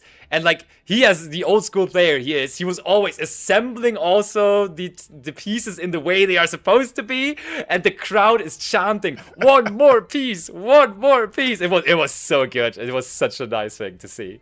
Yeah, that sounds quite fantastic. I might need to go and see if there's clips of that I can watch after the stream. Great. It's Jeff Leonard is the goat for that. That was so cool. Yeah, that is classic. That's why you do stuff like that though, right? Because you think, look, it might not work, it might not go well, but what if it does? Right? Like, what if it does? It's legendary at that point. And actually, I almost forgot, but there also nowadays there's the Millennium deck as well, which is kind of cool. Which does actually, this is a deck that is being played at the moment, like not meta, but definitely viable. Which has to play all 5 pieces of Exodia in the main deck, because there is a really strong combination where you have to just reveal all of the pieces in your deck to get like a new version of Exodia out. Let's just search for in the text search for Incarnate. Yeah. Incarnate. Yes, the fusion monster. The Is it this one? Yes, yeah, this one. The unstoppable Exodia Incarnate. Yeah. Wait, attack? Question mark. Yeah, that's because it's the attack points of it are like you gain attack points equal to your life points, which is crazy because when you have 8,000 life points, it just becomes 8,000 attack points. Oh, that is hilarious. Yeah, this one is really cool. It's better from your deck once per turn. But you're losing life points every standby phase, so it's like on a timer. Oh, that's cool. Okay, that's pretty sick. I like when they do stuff like that, right? Like keeps, because obviously Exodia, extremely popular part and like memorable part of Yu-Gi-Oh! And they can like keep things like that alive with more cards in the future, whilst they're still, honoring the old stuff. That's actually pretty sick. 100% with you on that. But yeah, I mean, we're getting into something similar like that in just a moment as well, as one of the decks is something very nostalgic too.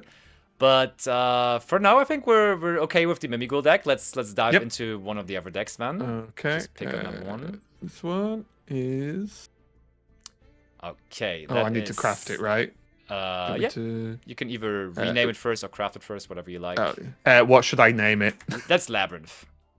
Lab. I'll call it. Okay. And then badge generate. Okay. I assume this is enough resources to make all the decks, right? You'll know at a glance. Yeah. Okay. Anything good? I think no royal this time. I think so. No. Only glossy. Right, where did my luck go? What's going on? Oh, there's one. This is a bit. Yeah, it's glossy. Yeah. Okay, cool. Okay. Yeah, so this is Labyrinth. This is Labyrinth, and I already have to let you know that your teammate of Team UK, Crokies, has already settled in on this deck, so you will not be able to play this in the tournament. But still, of course, as you may face it, I will give you a rundown on what it does and how it works. Is there anything that immediately comes to your mind when you just look at the deck list here, first of all, when you see those cards? I'm going to click through some. Oh, that's not helping.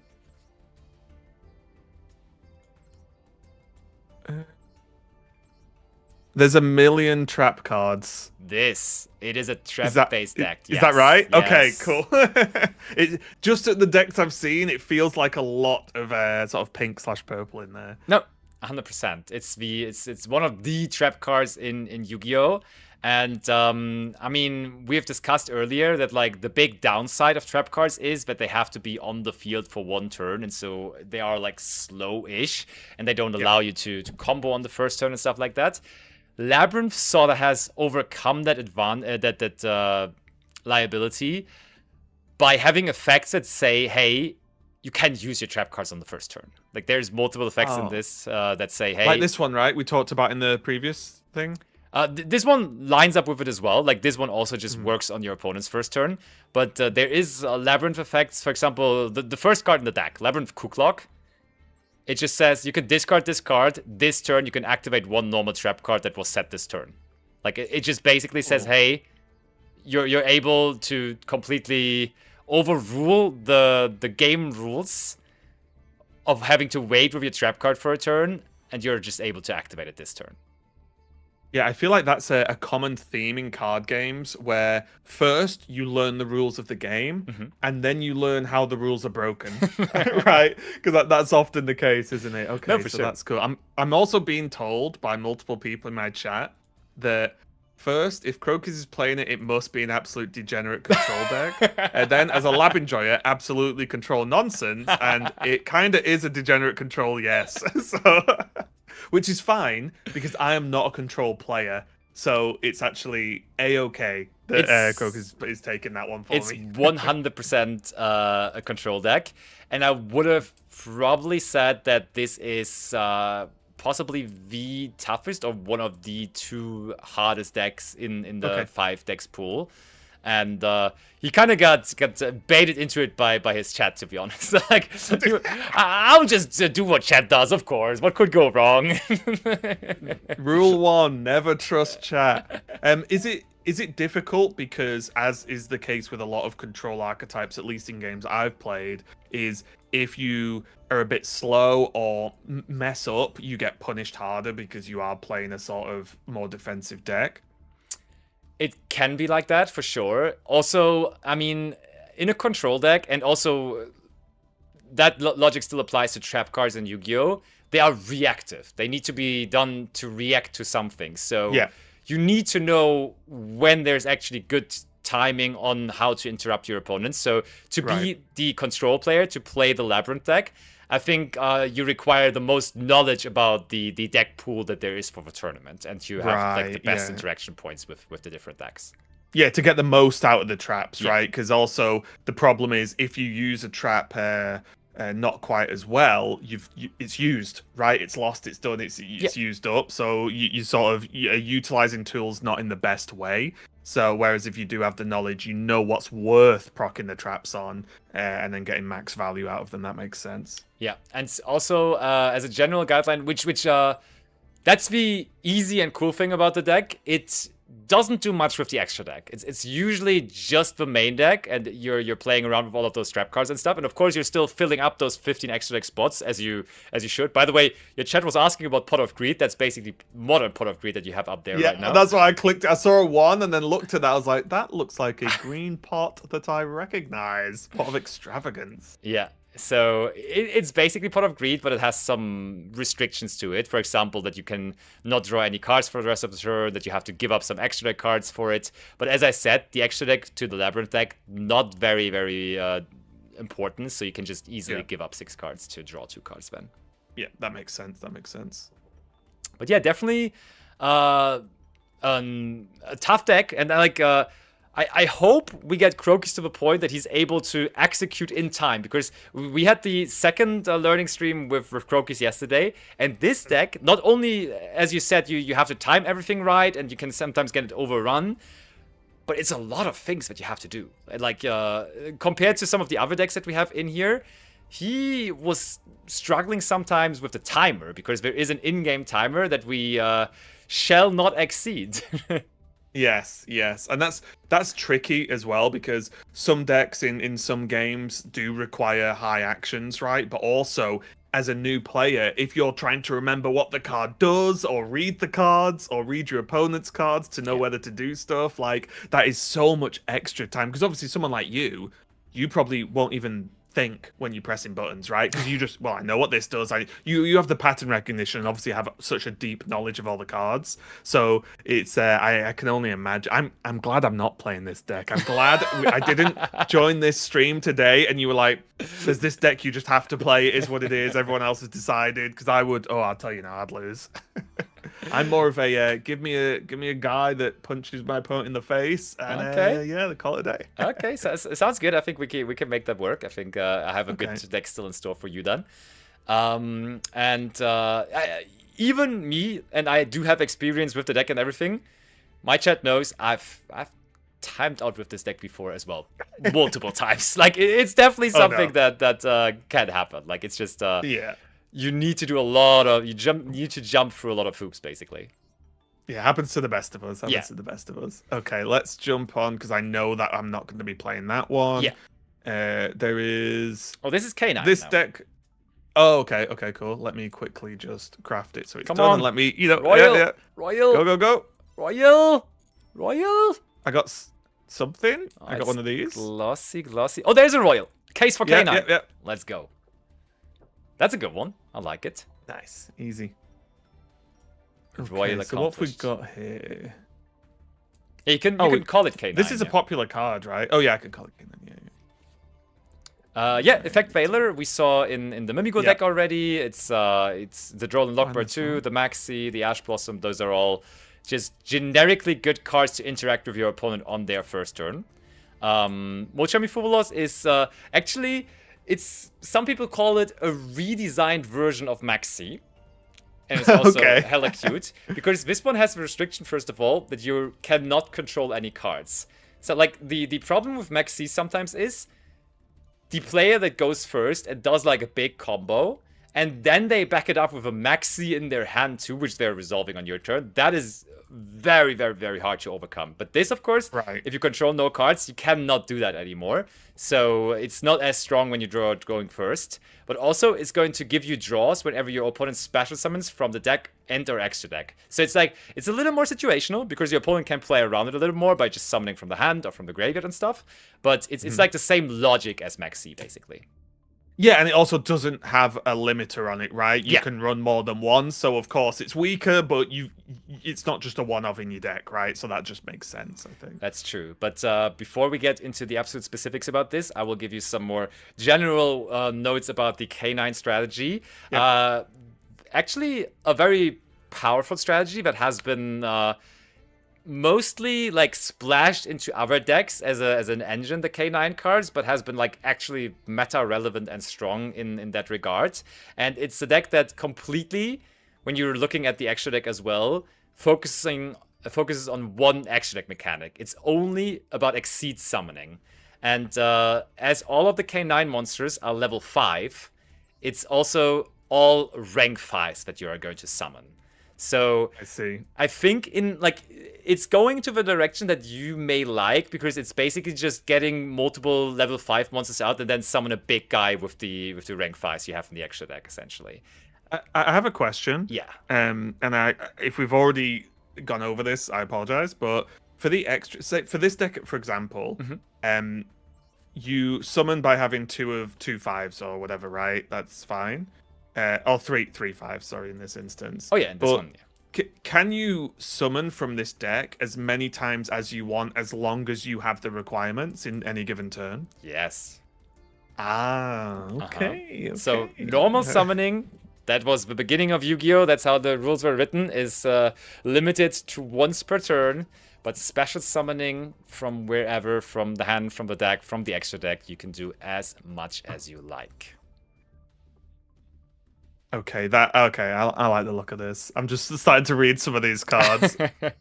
Yeah, so it's completely centered around and working around level 5 monsters, and the K9 cards, they're simple in what they do. Like you saw Noroi. Noroi says, "Hey, summon me. When I'm summoned, I summon another K9 monster from the deck." So that's somewhat easy. Izuna says, "Hey," and that naturally helps with the extra deck summons, right? Yeah, because then you've got more stuff on the board. Yeah. Exactly. Then there's an Izuna you have here. Izuna basically says, send another one from the deck to the graveyard. And this one works really well. Like this one actually in particular, that was the one that was also used in other decks, because this is a quick effect, meaning you can also do that on your opponent's turn. And when they have activated a monster effect in the hand or graveyard that turn, you can just special summon it out from your hand, and then use the summon effect to send another K9 card from your deck to the graveyard. You may think, what does that do? Like, is that really that strong? Just summoning out a monster and then sending another card to the graveyard? Where this becomes interesting and important, though, is when you look at K9 Lupus, which is third row first card. That's for Lupus. This one, then in the graveyard or the hand, but you're putting it into the graveyard with the Izuna, so that's nice. You can, during the main phase, when your opponent has activated the monster effect in the hand or graveyard, which is the same requirement as for Izuna, so you already have the requirement when you went with the Izuna, you can special summon this card from your hand or graveyard, so you get this as well. And then, the last line is important, during your opponent's turn, you can immediately exceed summon using this and the Izuna, essentially. So, on your opponent's turn, you already get into exceed summoning when you resolve that. Because it all, okay. I see. So you're just splurging out monsters, right? And then just doing the exceed summons and just trying to overtake the game, right? Yeah. That's true. Okay. And like this is like you can immediately let's just take one example card there from the extra deck. Let's go with the Nash Knight, which is the 6th or 7th. That was not intended card there in the extra deck. Yeah, this one, the Nash Knight. Yeah, there we go.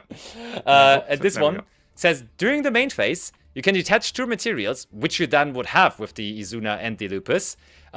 Put another material from the extra deck underneath this. That's fine. That you can just like the game will do you to do that. But the more important is, then you can attach one other face-up monster on the field to the Nash Knight. Meaning, you just soak up one of their monsters.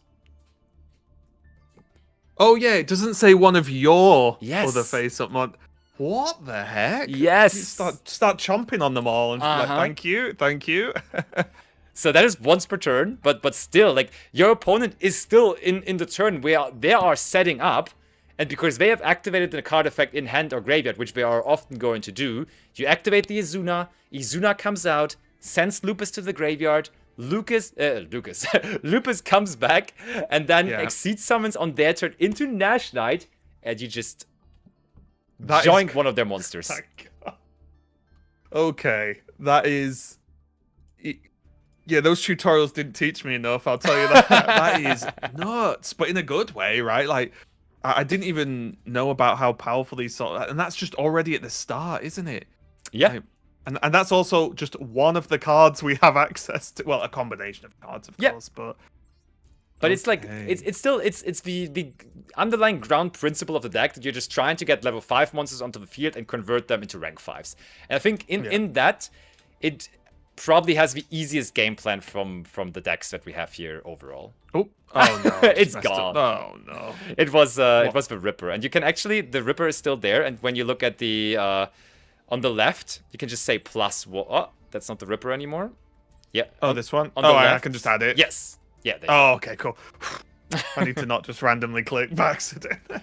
Okay, that's good.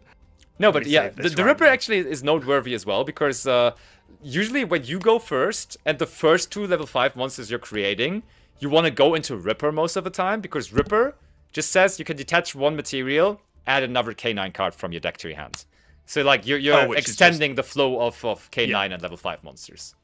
Yeah, that is... It just basically recycles itself, right? Well, recycles to an extent where some of the cards you use to summon it. Okay, that's pretty good. And not only that, but also when it then stays on the field, you get to, in the second effect, when your opponent activates a monster effect in the hand or graveyard, you can even detach another material to negate that effect. So it has done its duty already to get you to more resource, to get you to more K9 cards, but then it stays on the field and is a threat to your opponent on their turn. Yeah, I like this card. This might be the deck. I'm just letting you know. We've not seen the others yet, so I'll withhold judgment to an extent, but this might be the deck. Because I'm guessing Boba's not playing this. No, she's not. Okay. Oh, okay, so it's up for grabs. Okay, yeah, this might well be the deck. I like it as well. I think it's a good pick.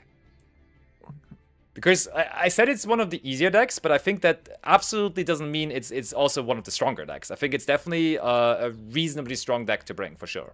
Yeah, and I think, like, I was actually thinking about this the other day, about the tournament, and I was just thinking, like, how much extra win rate can I gain from just playing a deck I actually half understand? Do you know what I mean? That is just more straightforward, means I'm probably going to make less massive mistakes.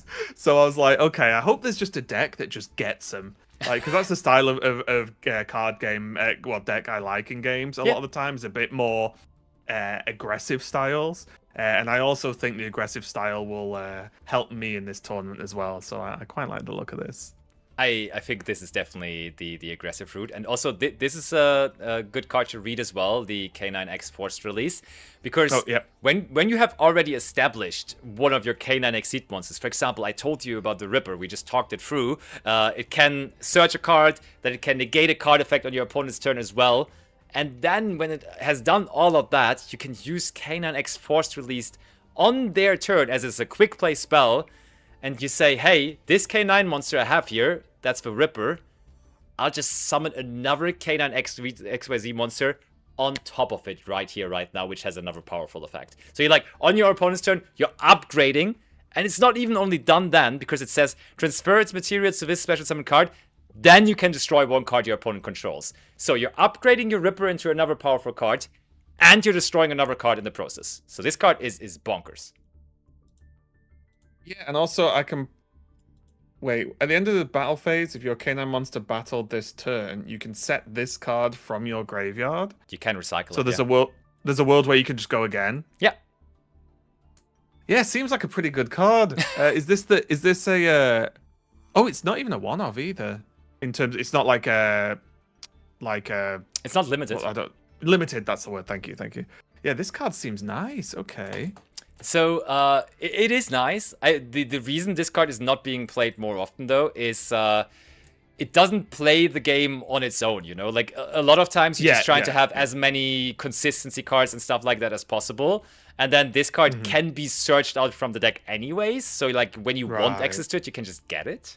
Yeah, you don't want 3 of these in your opening hand, right? Because that's the problem, is that you're then going to sit there and do nothing, which is you don't want it to clog up your hand. You just want it to be a good combo you can have access to. Exactly.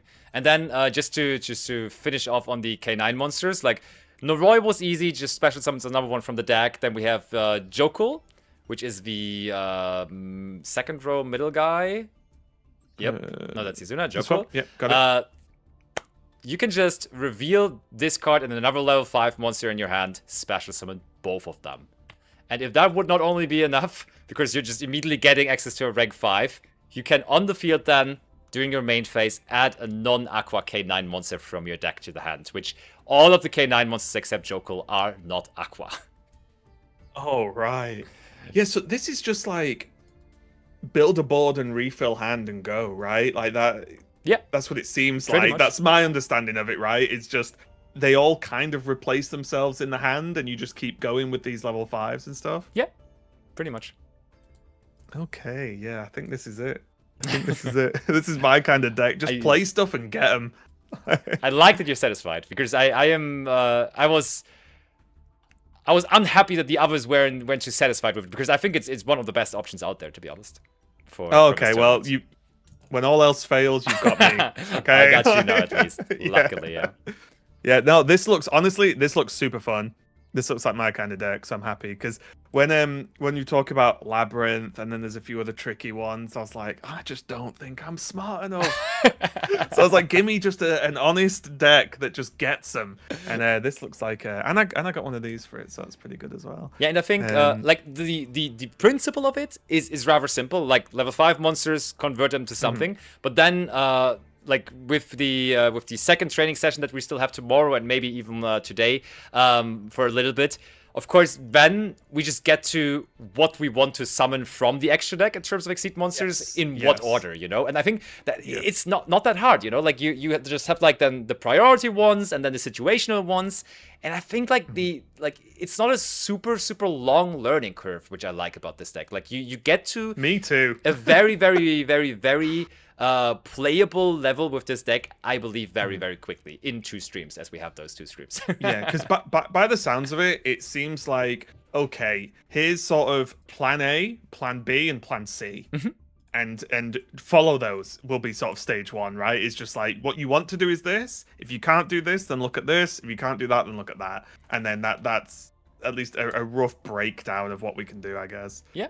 Just quickly, for example, I would just break down quickly how an opener would really nicely go. So the Noroi is you may have read like those first sentences, and that's actually quite important. If your opponent has 2 or more cards in their hand, you can normally summon all of them without tributing. That's for all the K9 cards.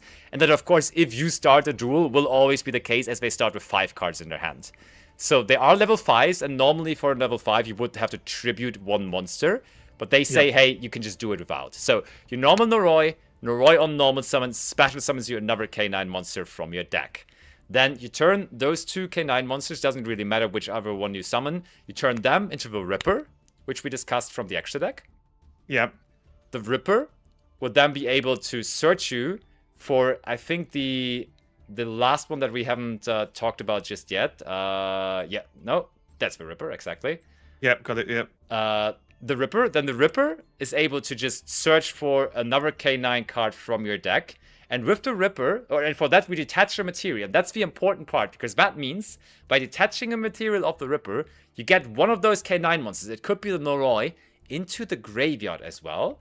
And therefore it's really good to search out Lantern. And we haven't talked about Lantern yet, so let's look at Lantern, which is the second row last card. Last card, got it. K9 Lantern, super easy in its handling as well. If this card is in your hand, target 1 level 5 non-pyro K9 monster. And it always says that non-pyro, that's just the way of saying, hey, I cannot target another copy of myself. So that's like basically what that means. K9 monster in your graveyard, special summon both it and this card. So it's similar to Jokul, which summons 2 from the hand, but this one is I summon myself from the hand and I bring another one from the graveyard with me. Yeah, so you can recycle after, like you said, that is it basically all sort of cascades into each other, right? Yeah. Like they all sort of cycle through to helping each other do Totally. things. Okay, that makes sense. Okay. Totally. Yeah, so that's pretty much the K9 deck. Yeah, okay. I like the look of this. Okay, let's check out the others just for knowledge sure. base, but I'm pretty locked on that deck. Something crazy would have to happen. You have acquired new cards that you Yeah, yes. just put them in. Yeah, fill out the deck. Oh, right, look, okay. you got your Royal Rare talents in this one already. Sure, you want to flex it. Yeah, of course. Let me build it out just real quick, because I'm not going to lie, I kind of want to see if I hit again. Another Royal, please. Oh, it flashed. I think we got a glossy Foolish Burial, but not a Royal, no. There's a glossy down there, I think. Yeah. Yeah, next time. So this is Sprite. Sprite. Okay. This is how you would expect it to be written, but it's GHT. Oh, is it? Oh, yeah, okay. Yeah. Don't worry like this? Yeah, exactly like that. Okay. I was like, wait, can I not spell? Okay, carry on. So Sprite is also a deck that I would say is one of the easier ones in the pool. And K9, which we just had, is all about the number 5.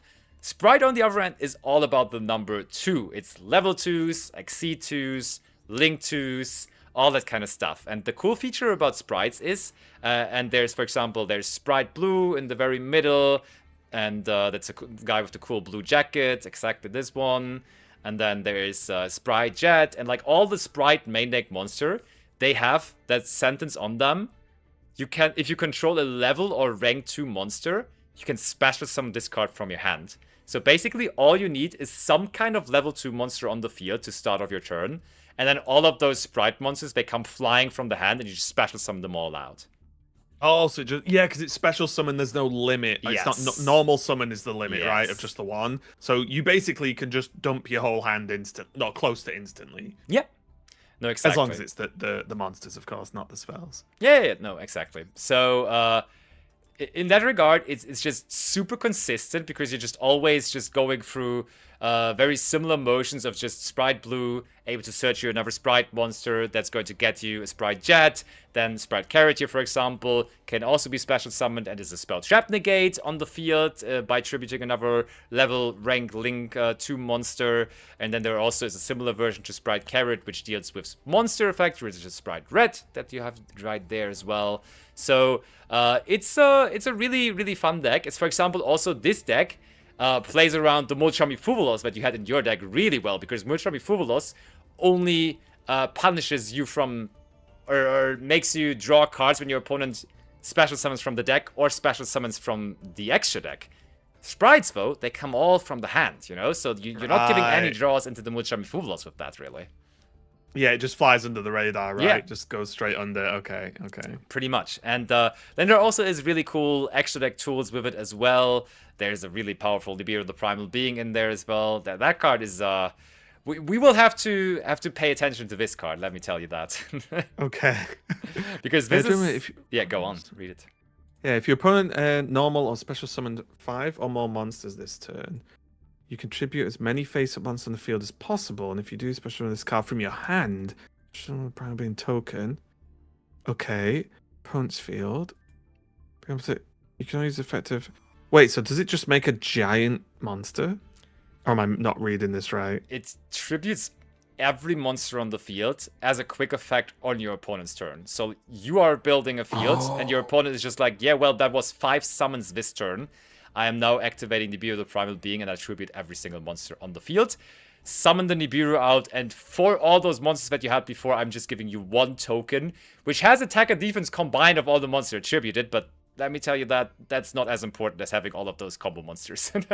Yeah, like, it's still only one thing, yeah. right? So yeah. And it also has no effect, really. Yeah. Yeah, it's just a number basically at the end of the day, right? Wow, that's definitely a card, isn't it?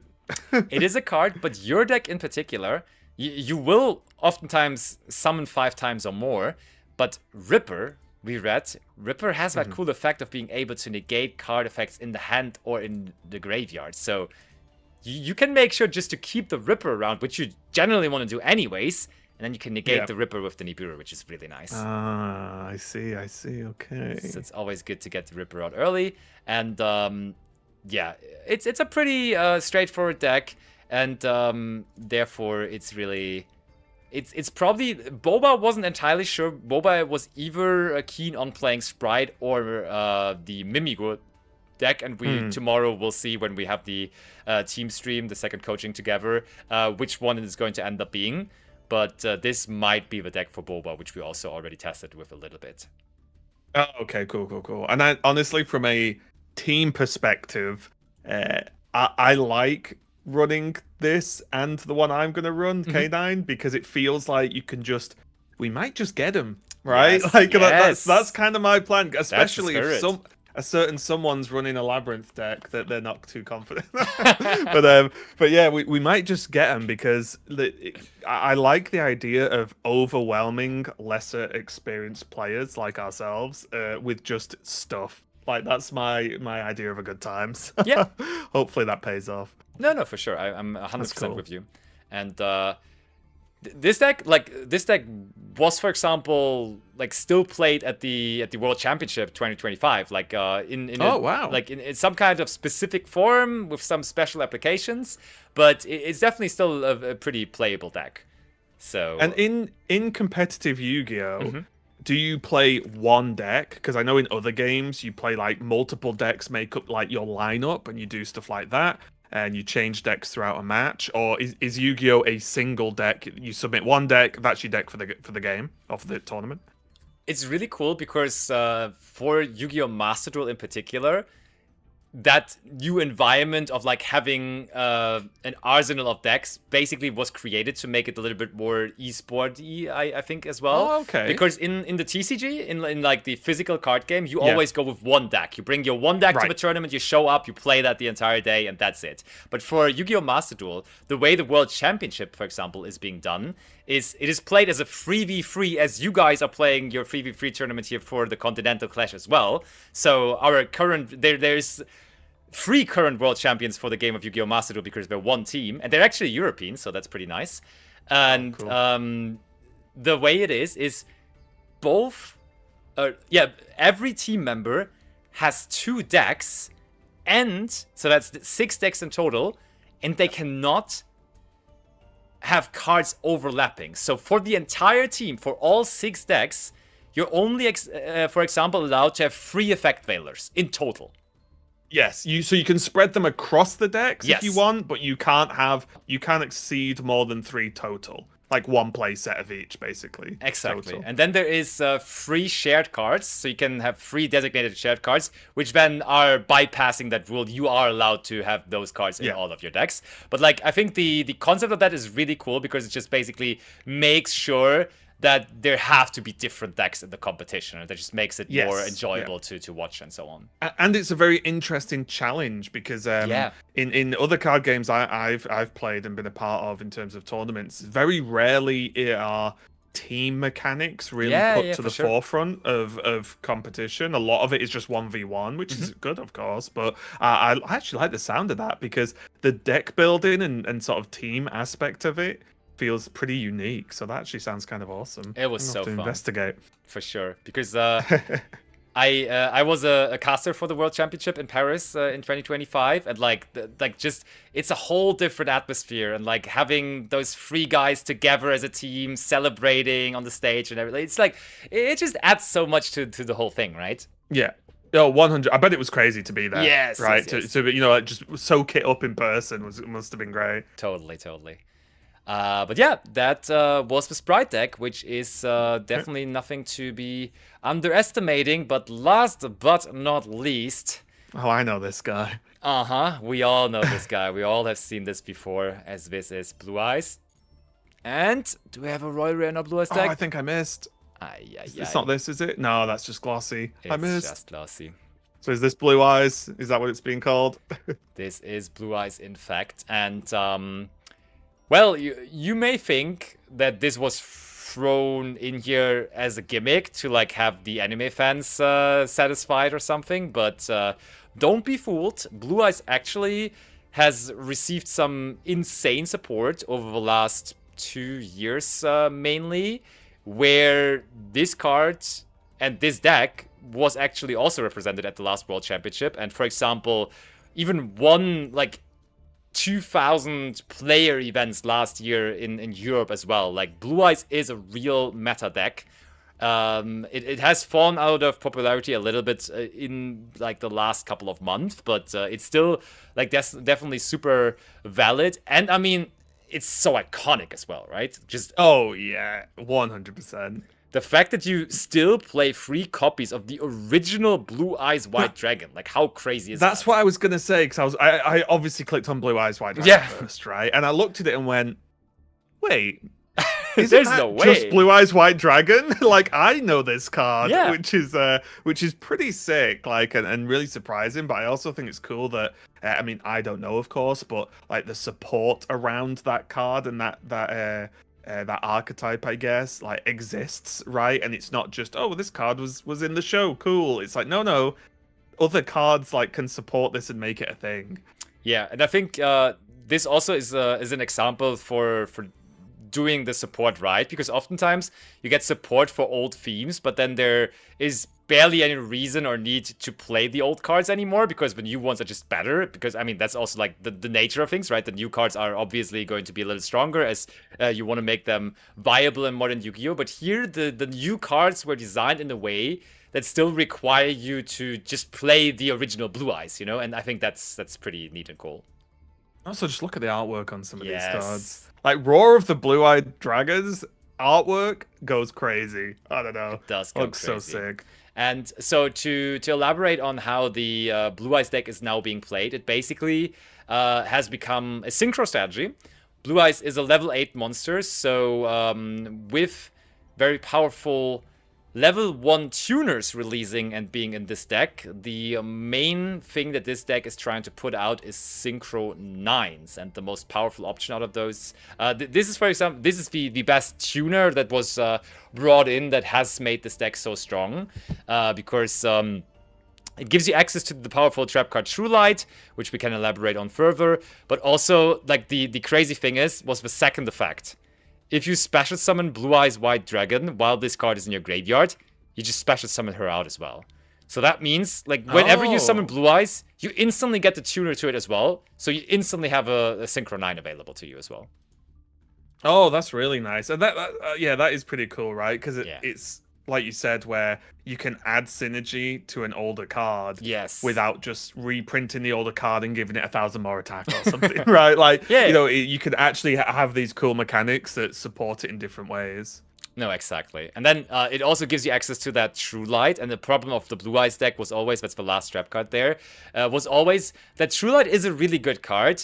But the fact that it's a trap card, once again, is just, it's too slow, because just only having access to it on your opponent's turn is kind of annoying. But the Maiden, which already has that strong graveyard effect, also has the hand effect that you can just discard her to activate True Light on your first turn. So you have first turn access to True Light.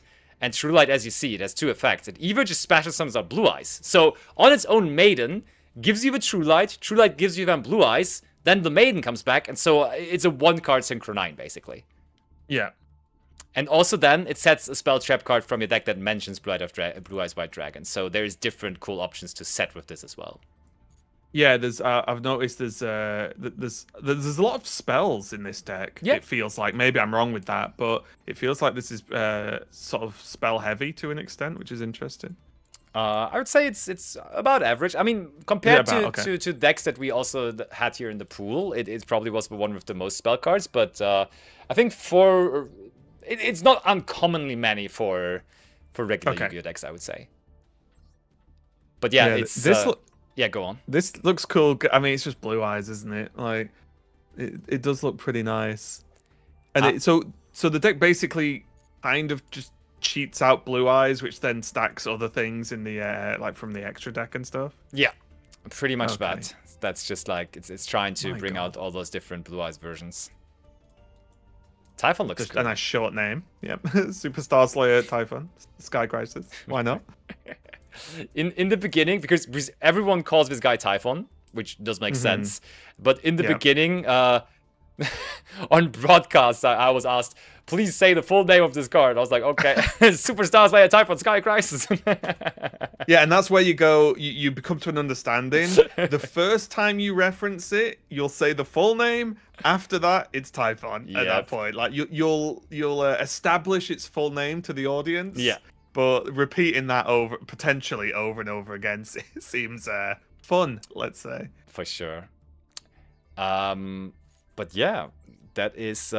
I am a little bit hopeful, maybe, because I would say Blue Eyes is easily one of the. I think it's a little less stressful than Labyrinth, but it's probably the second most, the second hardest deck in the 5 deck pool. Okay. So I'm hoping that maybe the other teams are kind of just jumping on the anime Blue Eyes connection and immediately like, just all want to play this deck, and then maybe in the tournament where we want to beat them, struggle to execute the Blue Eyes gameplay a little bit.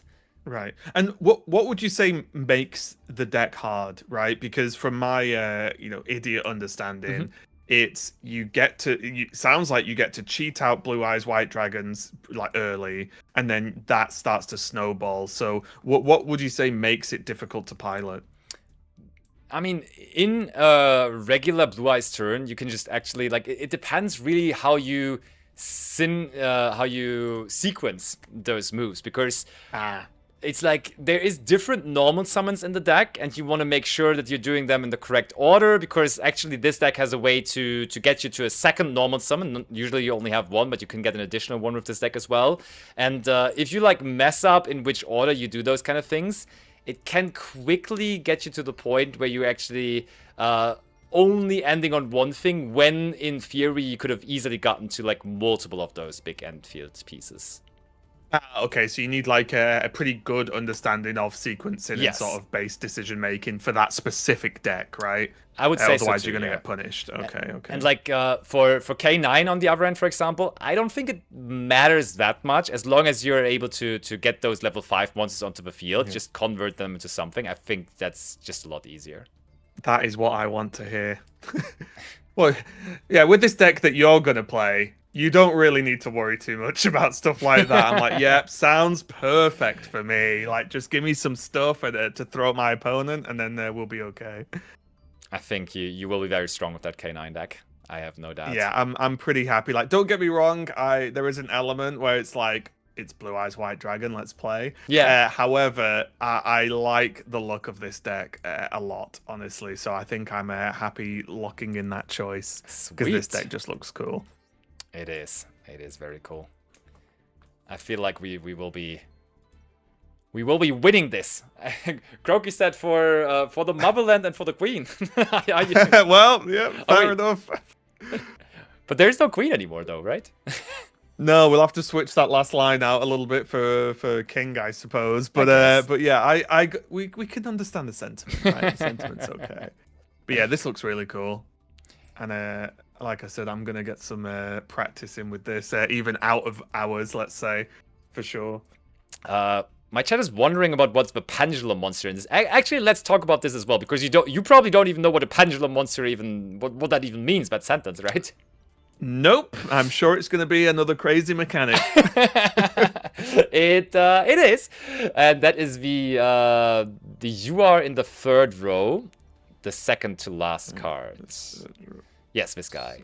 With this Disa Blaster. Okay. So what could a pendulum card possibly be? Like so it sounds sort of like you've got 2 decisions, and one pulls one way, but to do one, then you need to follow up with the other, or something like that. Is that a bad guess? I don't know. Just it sounds like it swings either side, right? It kind of does, but just don't pay too much attention to the effect text just yet. Just maybe look at the card, and what could you like by just looking at the cards? What could that signalize to us? I mean, it looks like arrows. So is it moving? Is that the plan? It can move left and right.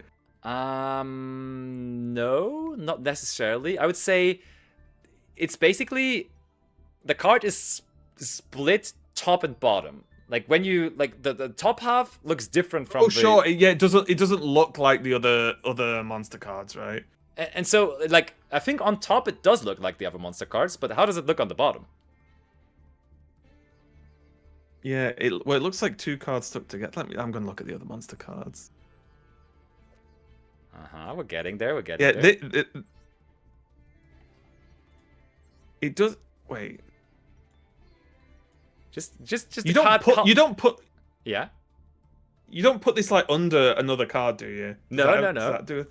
I think just the card colors in itself will give you a Oh, huge it looks like a spell card, Yes. right, on the bottom? Yes. Yes, okay, sorry. I was just not even looking at I got too wrapped up because I was looking at the arrows and thinking, right, what are these arrows doing? I got too caught up. Yes, it looks like a spell card on the bottom and a monster card on the top. And that's the whole concept of pendulum monsters. They can be just summoned as a monster and used as a monster, but they can also be that's pendulum. They can be used as a spell card as well.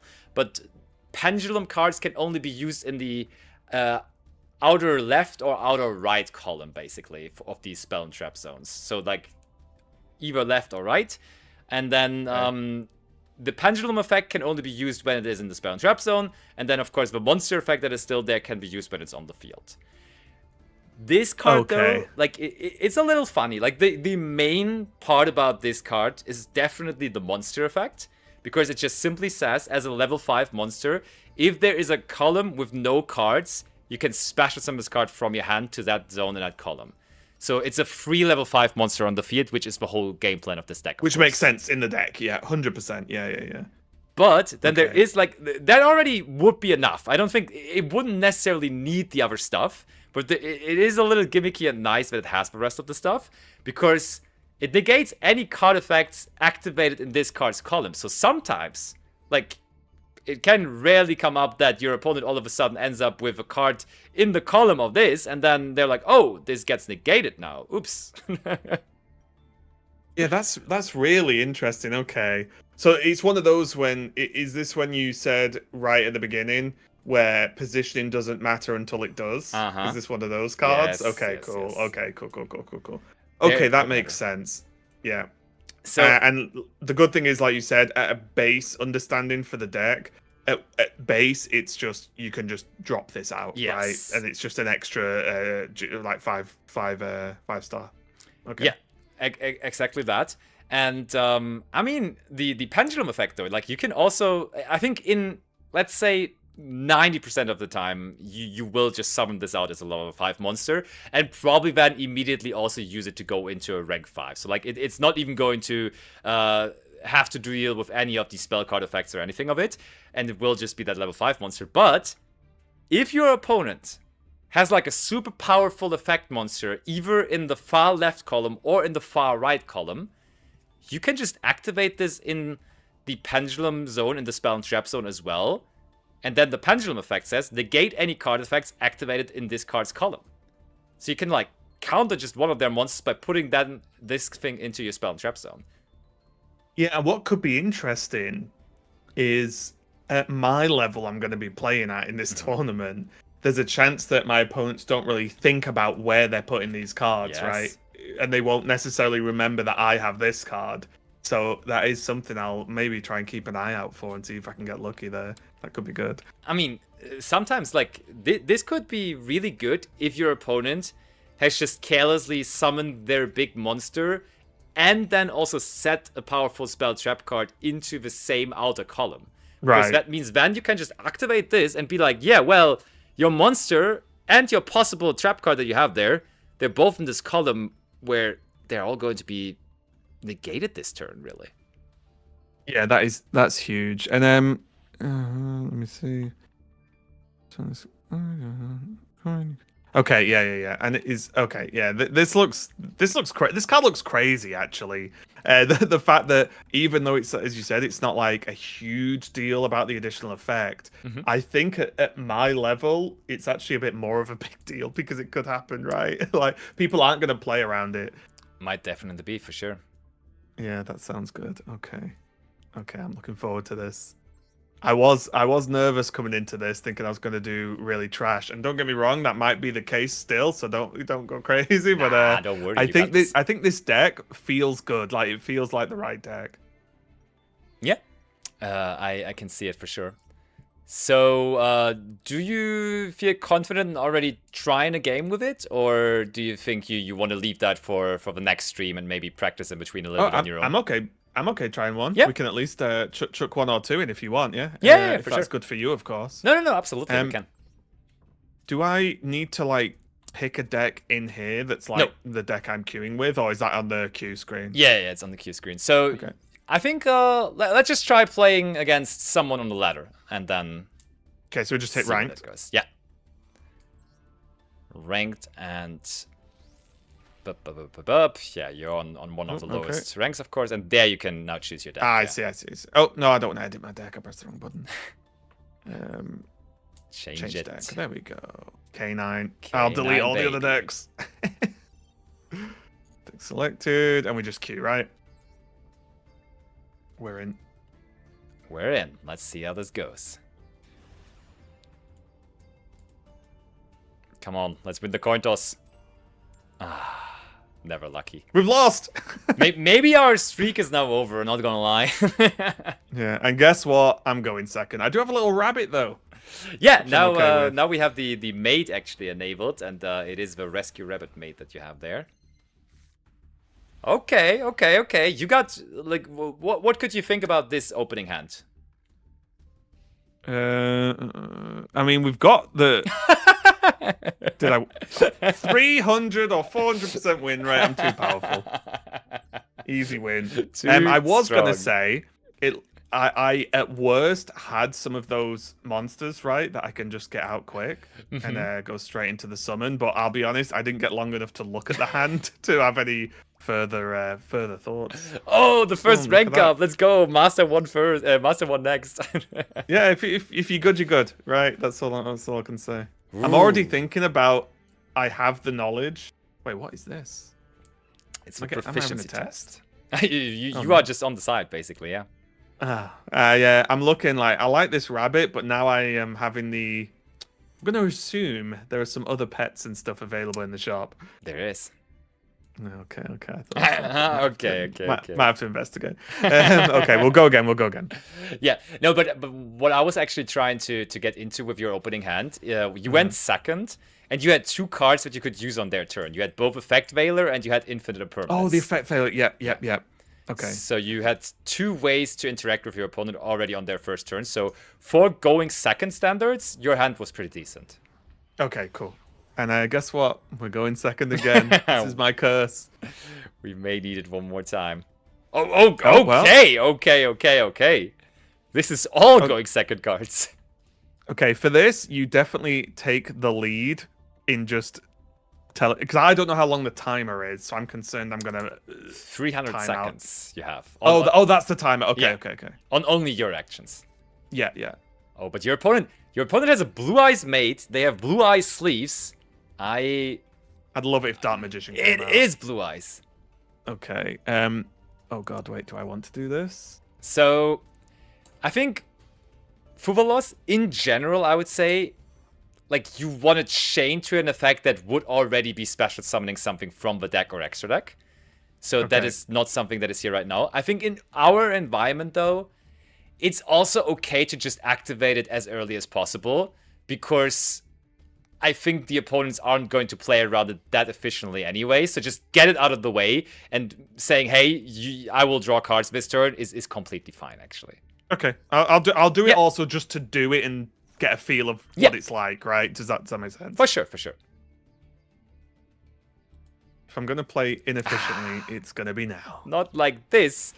They have Ash Blossom and Joy Spring, and that is going to negate our Molchami Fuvalos. meaning we ain't drawing anything this turn. But we still have plenty of ways to stop them, though. If I had a second one of those in my hand, could I then go after that again? Yes. So then they negate that one, but my other one goes off, right? You could. Mulchamis are twice per turn, so that will work. Ah, okay, cool. They have the True Light, which you did recently inform me is quite good. Yep. And now the wishes. Also, everyone in my chat is saying that they must be a Smurf.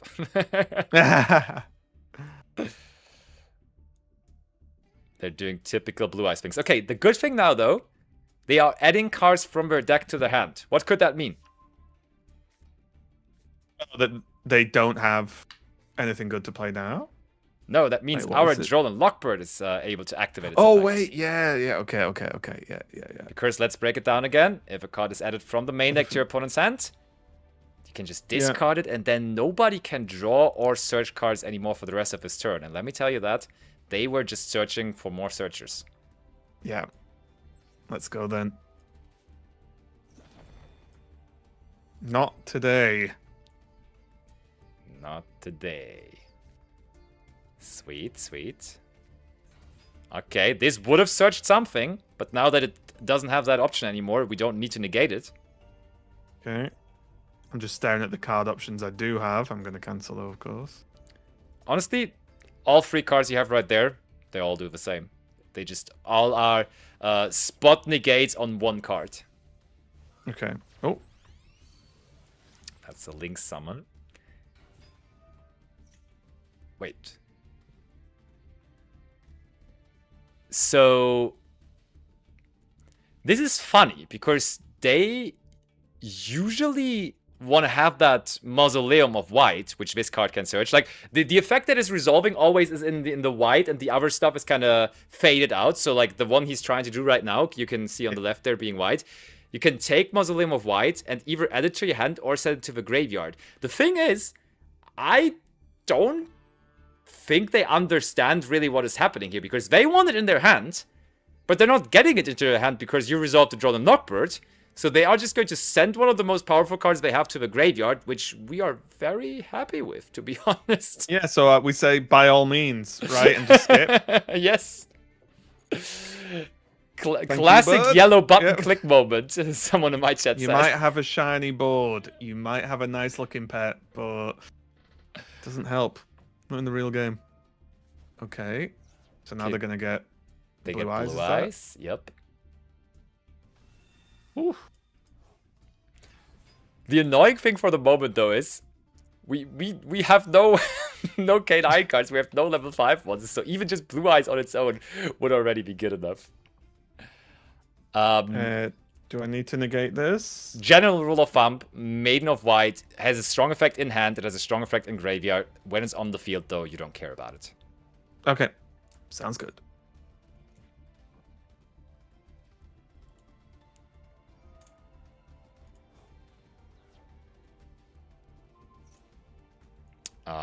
Yeah. No need. Wait, what oh, I can I check here to what I'm blocking? Okay, yeah.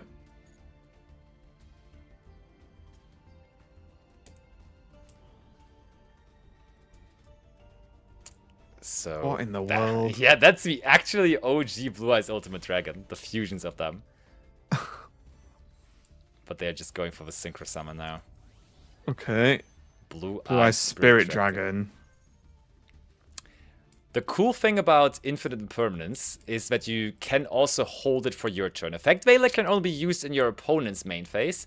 Infinite Impermanence you can also just use on the start of your turn. So all of those cards, they always only negate for 1 turn. So when they have summoned their boss monster and it only, like, it doesn't have an immediate effect that would do more, you don't really want to stop it, but you just rather want to wait for more things. Okay, so we just chill for now. Yeah. Okay. I think they don't have much more to do either, to be honest.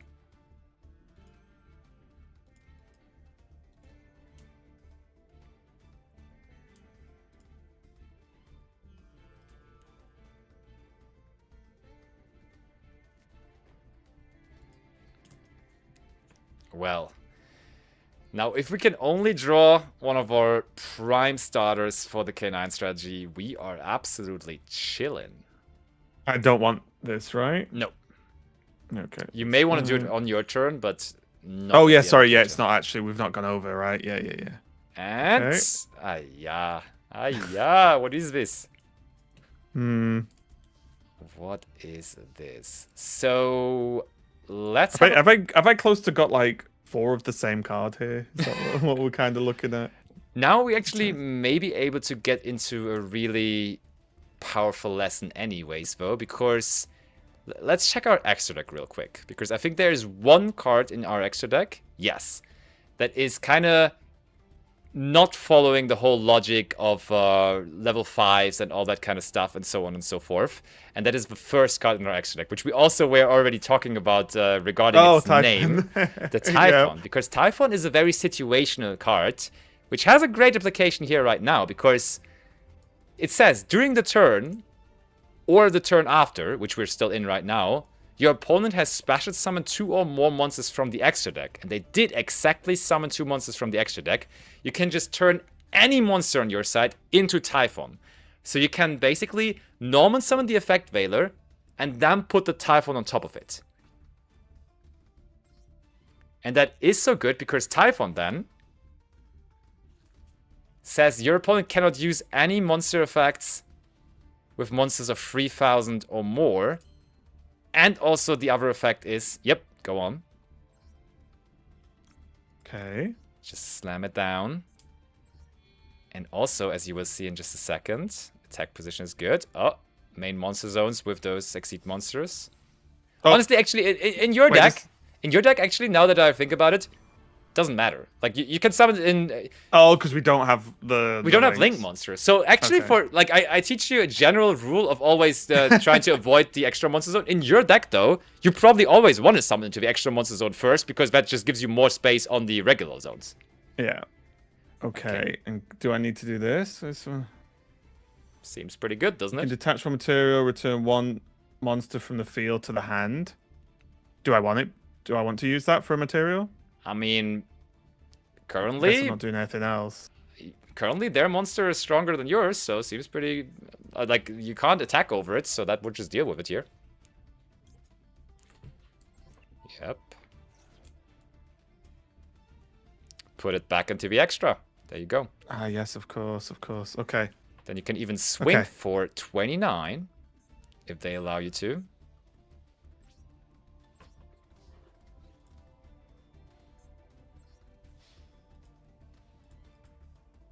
But they may just bring back a Blue Eyes instead. Yep, they do. Okay.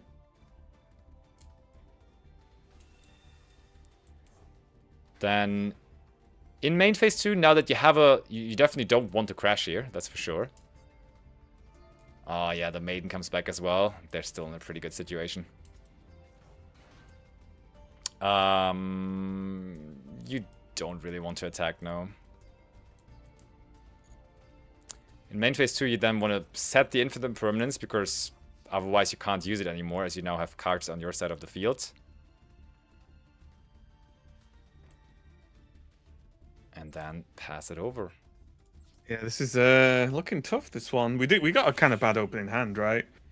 Yeah, totally. Like, if we just had anything to play, we could have actually just done so much here. If we had any playable cards. No, but like for real, like they had not much to stop us there. Like a Blue Eyes, wow. But if we like had the chance to establish a couple of things, that would have been nice. I don't need to do anything here, right? Nope.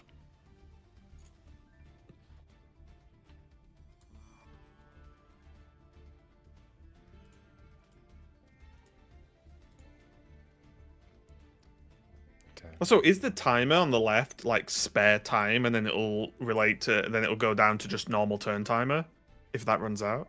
No. It's much more crucial. Is that just total game time? Yeah.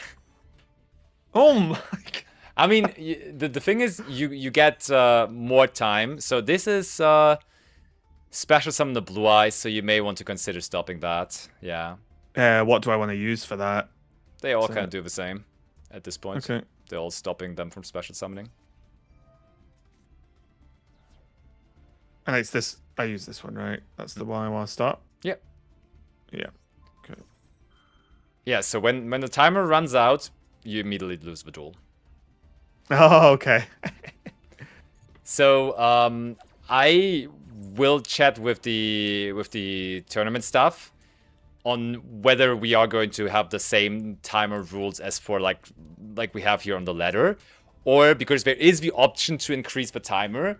And I also already with Croaky's had the experience that it was a little tight for beginners. So we will see whether it is going to be this time or maybe we're going to get like a minute or two extra. Yeah. Okay. Okay. Like it's fine as long as for me at least, it's fine as long as I know, and I'll also just accept that like I'm not going to play perfectly right with if I keep an eye on the timer. So, fair. But I mean, I'm fine with whatever, obviously. Yeah, that doesn't do much either. See, yeah, this is what I'm gonna have to just get reps in for, because I then have to click and be like, wait, what does this do? Do I want to stop doing this? You know, and so on, so on. So that's where I'm gonna get some reps in and maybe help a little bit. For sure. There is another Blue Eye Spirit. Oh, they summoned it in defense position though. Wait, maybe we're fine. Maybe they have no way to deal with our Typhon. Okay, they bring. Oh yeah, because if they went in attack, we could thingy, right? We could just beat it. I mean, I would expect them to summon. Okay, wait, they summon Blue Eyes in attack probably. Yeah, okay, they attack over it with Blue Eyes. But then I don't know why they didn't summon the other thing in attack position. But well, let them do their thing. Let them do their thing, and we'll be fine.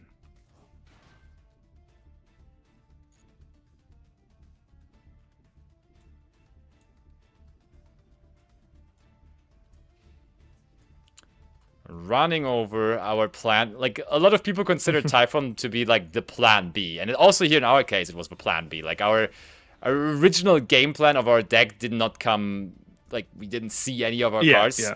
So all we had to do, or all we could do really, was to go into plan B Typhon.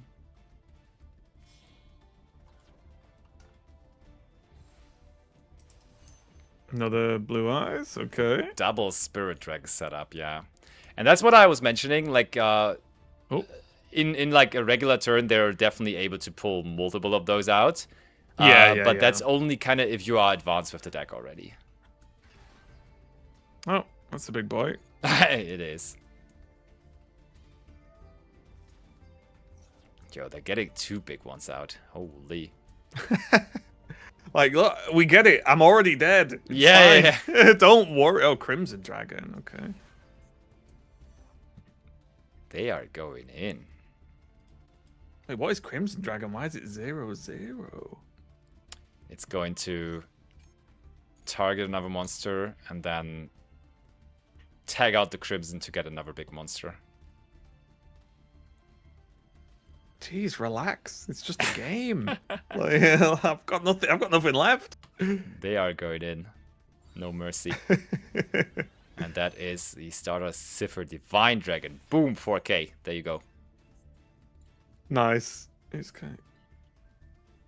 This would be where another Typhon would be sick, yeah. This effect seems crazy. First time each card you control will be destroyed each turn by battle or card effect. It's just not destroyed. And it gets even better. Also can negate something every turn. Yeah. Right. Come on. Time to win. Our Diesel Blaster. We talked about it so much, but now it's only one level 5 monster. Yeah. Shall we call it a day on this game, since I've got 60 seconds left anyway? Yeah. We can't win this, sadly. Is it up here? Surrender. There we go. Yeah. There's the surrender button. Okay, that's fine. That's fine. All right, but I think we can also not only wrap up this game, but wrap up the whole coaching session for now. Yeah. Oh, for sure. Yeah, I'm definitely gonna jam some off stream. So by tomorrow, I'll have at least a little bit. I'll have played enough games to not have just dead drawed in my opening hand. So that'll be good. But thanks a lot. I really appreciate your time. Honestly, of course. It's been a lot of fun.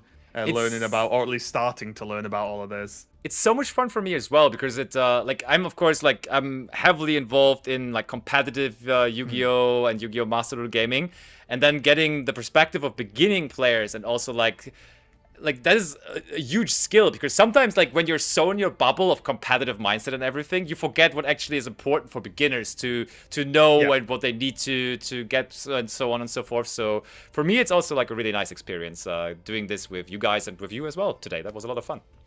Yeah, 100%. I've been in similar spots where I've in some other games I'm involved in, I've found out that like 5% of the player base hit the highest rank Yeah. league, and you're like, wait, what? 5? You know what I mean? Like, you would assume like, oh, everyone just hits this rank, and it's just Exactly. not the case, is it? Right? So it's definitely cool to get some different perspectives in there, see how the dumb people approach the game. Right? You It's did definitely very cool well. though. You did very Yeah, well.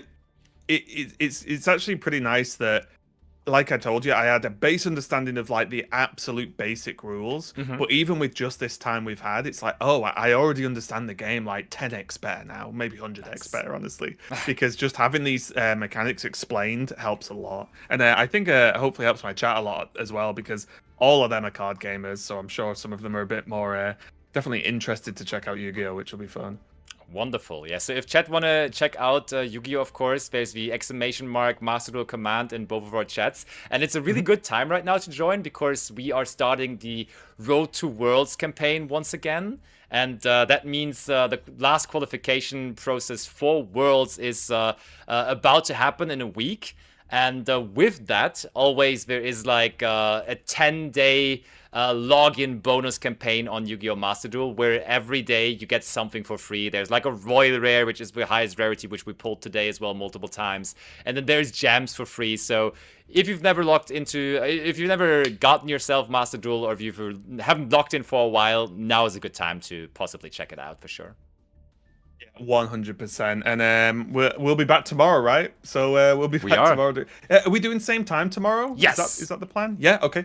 Perfect. But yeah, thanks a lot for your time. I do appreciate it. Same. See you tomorrow. Until then, bye See you then. bye. Bye.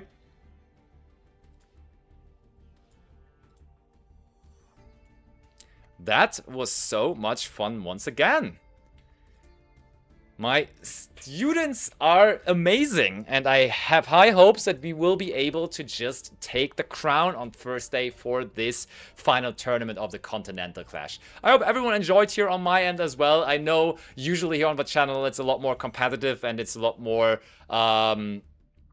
like ladder gameplay and stuff like that, but I think it's for me it's refreshing. I hope for a lot of you it's also refreshing to get some fresh people into the game, those content creators from other areas and so on. So that's definitely cool, because at the end of the day we want as many people as possible in our beautiful game of Yu-Gi-Oh, and for that I think we're doing a fantastic job with this project. As Raven just said there as well, tomorrow same time as today, which is 2 p.m. Central European Standard Time, for the last coaching stream. It will be duo coaching, so a triple stream with all of us together. It's going to be Boba, Raven, and myself coaching them. So I hope you're all with me for that and back with me tomorrow for that. All of you, OMG, I love coaching. Let's go. And yeah, see you tomorrow for another coaching. Bye-bye.